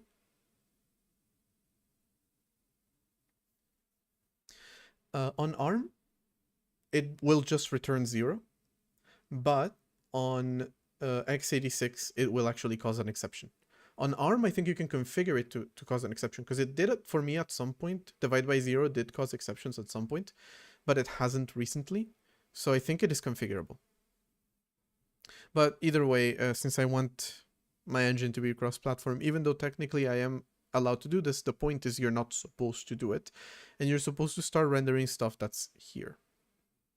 Right? So, as a little optimization, anything beyond this point, which I have to define, called the near point, or beyond the far point, I should stop rendering entirely.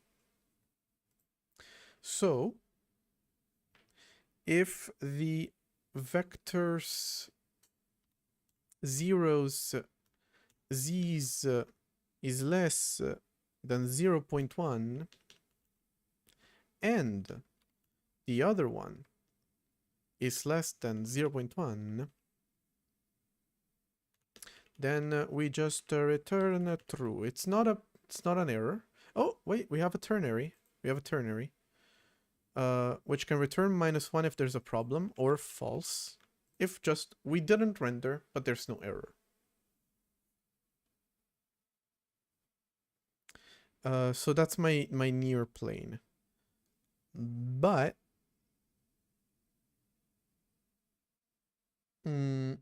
that's the question, is should it be or? Because like, let's say that I have a segment behind me and a segment in front of me. Shouldn't I just render this part? I know it's hard to tell on the camera, but I think you understand, like the part that is from the near point to the end point. So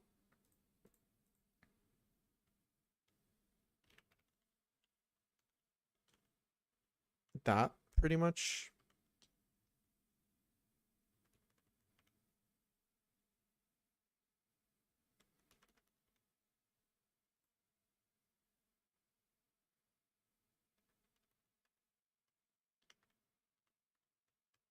I think I should. The only reason I want to completely call it is if they're both in the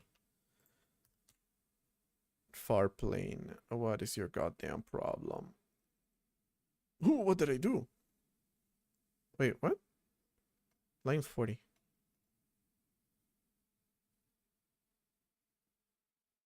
Oh, I opened some parentheses here, then closed them. Wait, what's happening to my cursor? There we go.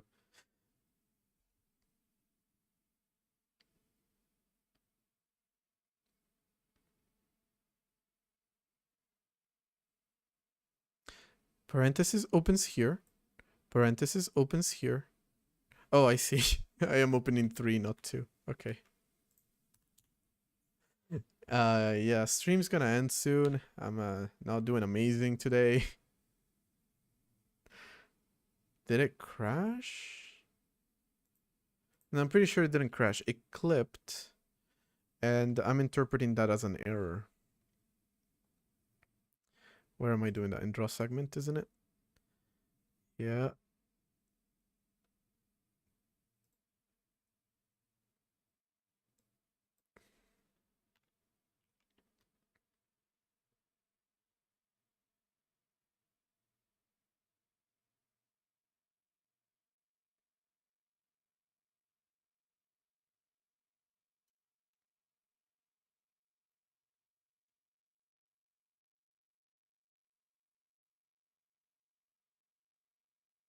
A ternary operator can return 1, 0, or -1. Technically can return more than that, but those are the values that I expect it to return. Right, so I'm checking specifically if it is -1, at which point I return -1. Would you care to explain why you tell me that it cannot return -1? Because it's a char. Since when is a char unsigned? For the love of God. Whoever invented types, you did a horrible job. You had a good... Obviously, you did well, but like, what the fuck, bro? You fucked it up a little bit. Because why is char not by default signed when every other type is by default signed?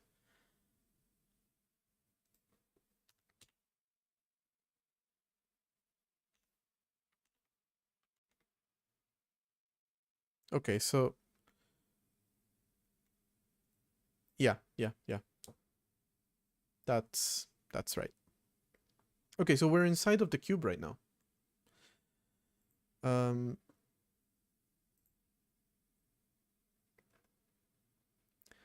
This is gonna be absolute ass and a little bit of poop, but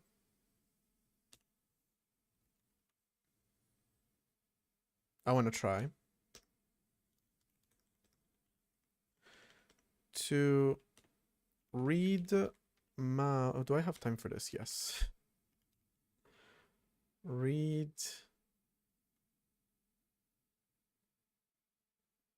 What's the name of it? Syscalls, where are you?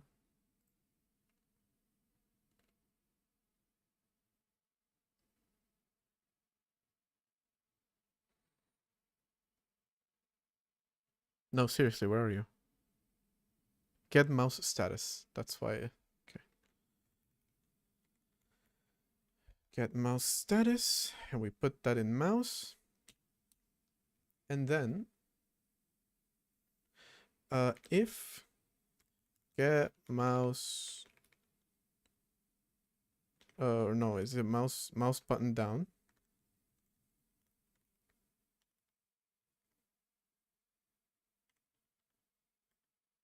No, 0, 1, probably 2 for the middle wheel, which is what I'm trying to use.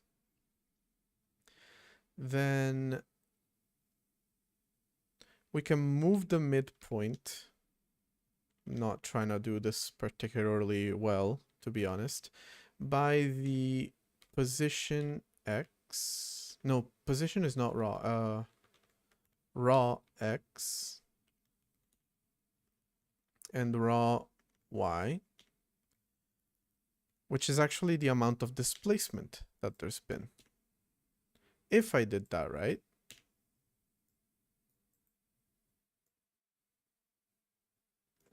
I use the same button that my Windows system uses.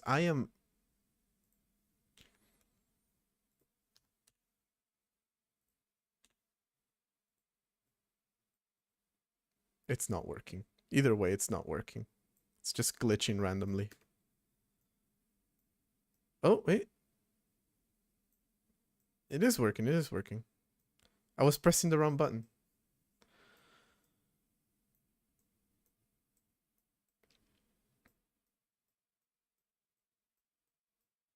At a frame per second or thereabouts.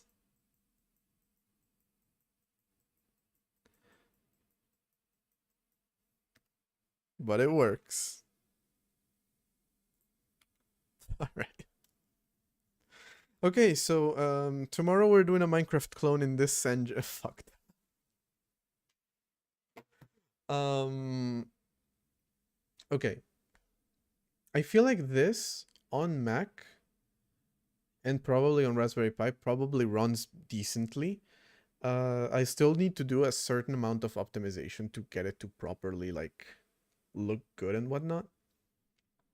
Because yeah, scheduling stuff entirely in the CPU. A lot of syscalls happening in, well, only here at this point. These are the only syscalls happening. But still, I do wonder what it runs. Well, it's not really going to do anything if I run it without any kind of input. But yeah, it is kind of slow. Again, I do have some optimizations planned for like malloc, for example, even though we're not allocating anything after we've created the initial model. And I'm not gonna lie, I probably will clean up this code a little bit, but I cannot claim to want to the OBJ code, that is. I probably will clean it up a little bit and just make an initial version of the OBJ parser, but I'm not super interested in making it like on relying too much on it, because I would much rather build my own structures. Yeah, because it's fun. I do have the question though. What format does this use? It should be triangles, I assume. It uses sometimes triangles, sometimes quads.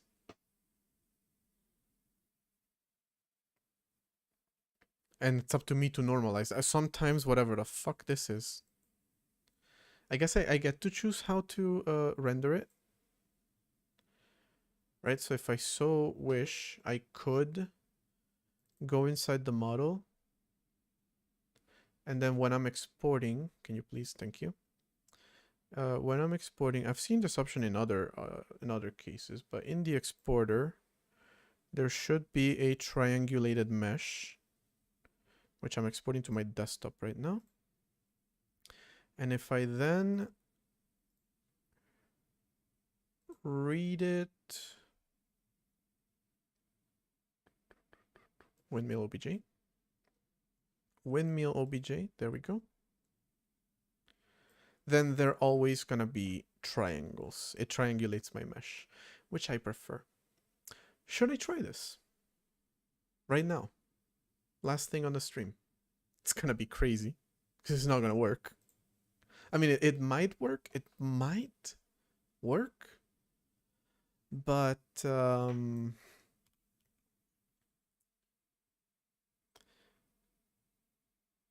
yeah, memory-wise, it's not gonna work, first off. I need way more memory to handle vertices and whatnot. And the chunked array thing that didn't work the way that I expected it to, so I'll need to fix it. But like, yeah, 4096 should be more than enough. It actually tells me how many 3,000 triangles. So the 4,000 thing is not enough, actually, because there's 9 times the number of vertices. So let's do 10,000. Backface calling. Oh yeah. We're doing wireframe rendering right now. But yeah, I think that me continuing to work on this on stream on a virtual machine, emulating another architecture, no matter how much I optimize it, is not going to take me very far. So most likely what I'm going to do is I'm going to get the project to run on for the cross-platform thing.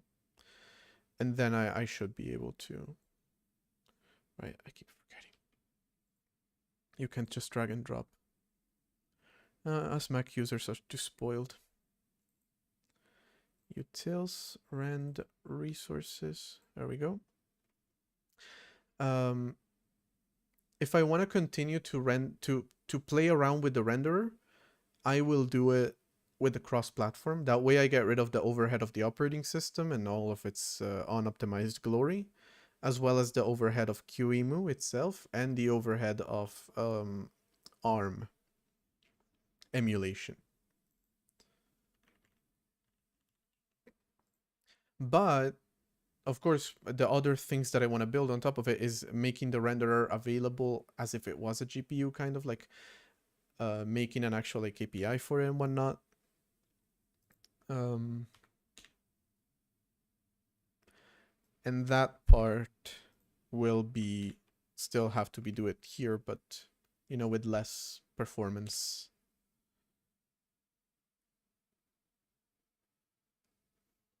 Fans are going crazy.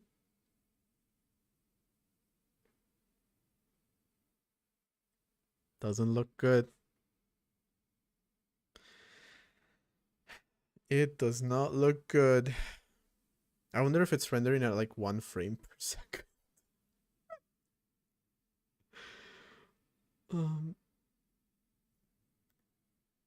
Yeah, we're stuck here.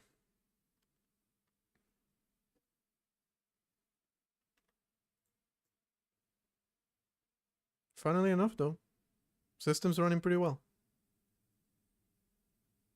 Ish.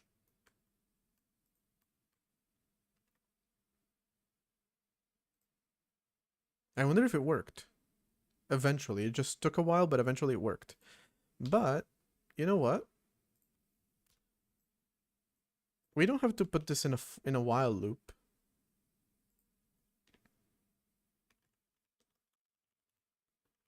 And just put the while loop here. Even though that means the program will never quit. So hold on. I just copy this.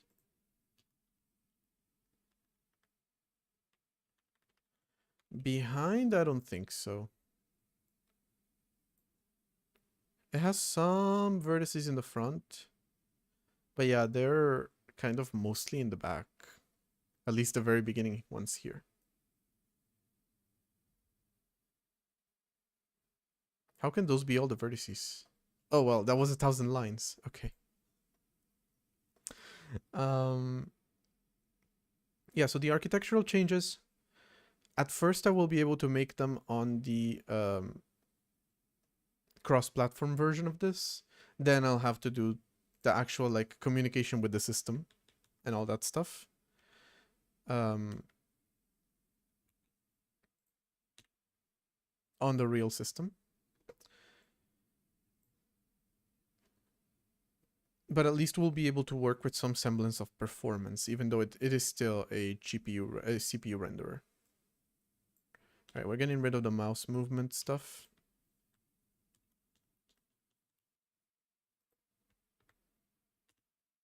Maybe I'll bring it back.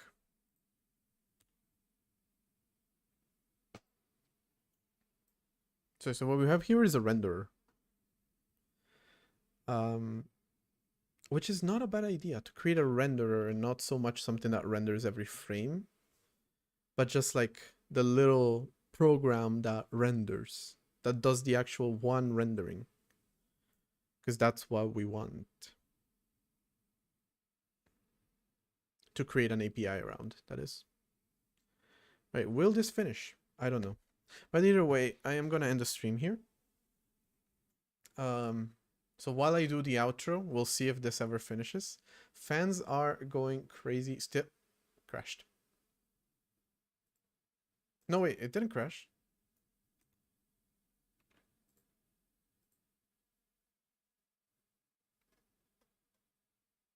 I'm a little confused by what happened. Because there is no crash message. Oh no, here it is, yes. Wrong number of segments. Must be a multiple of 4. I didn't change it to trigs.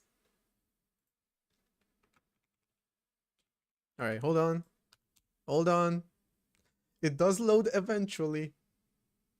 So, while I do the outro, this is gonna be loading, and maybe we're gonna have a windmill in the screen by the end of it. Alright. In the meantime, I'm going to drop a link to Discord, and even though I'm going to probably raid and run, we're going to Twitch if you're interested in raiding. And any second it might happen. Alright, I'll find a target for the raid in the meantime.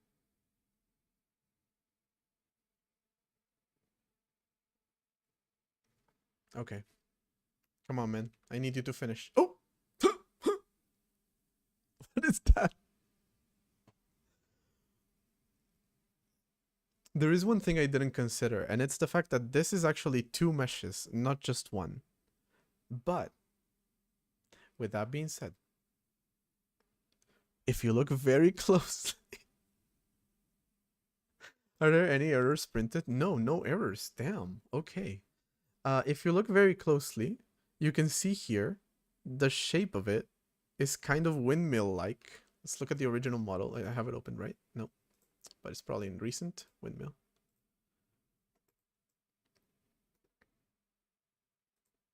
Yeah, right? That's the same thing, isn't it? You just look at it upside down, I think. For whatever reason. Oh god, I'm coping so hard right now.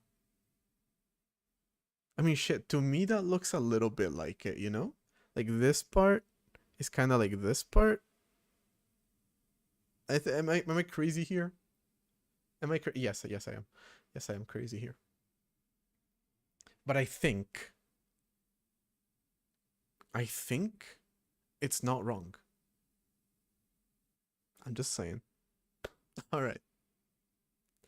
With this beautiful view, if I could take a screenshot, I would.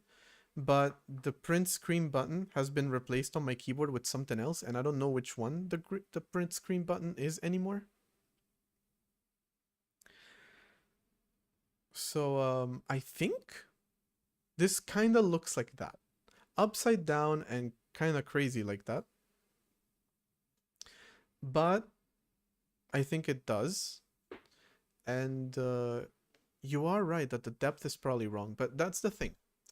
We're gonna build a the idea is to kind of okay. I was just seeing a message on Twitch. The idea is to create an entire rendering pipeline with this. CPU first, and maybe do a GPU acceleration. But to do that, I will need to handle a bunch of things like vertex shaders, which I don't know why before I said that vertex shaders do the actual mapping onto the screen. They don't do that. They don't do that. But they do transformations on the vertices, including placing them in the world, in the 3D world. So the thing that right now I'm hacking by just adding 3 to the depth, they do that. They're supposed to handle that. But yeah, there we go. We have a renderer. So all of those things I'm going to continue building tomorrow a little bit. I'm going to start building like maybe fragment vertex shaders, kind of starting to create a pipeline kind of based around OpenGL, which I haven't developed in years. So that's going to be fun. All right. Well, I'm going to start a raid. So I will see you tomorrow. The next stream is going to be same time as today, 3 p.m. Central European time, 2 p.m. UK time. And we're going to continue working on this a little bit. Again, I'm probably going to try to get it to work on cross-platforms so I can, you know, work with some semblance of performance at the very least. All right, see you then.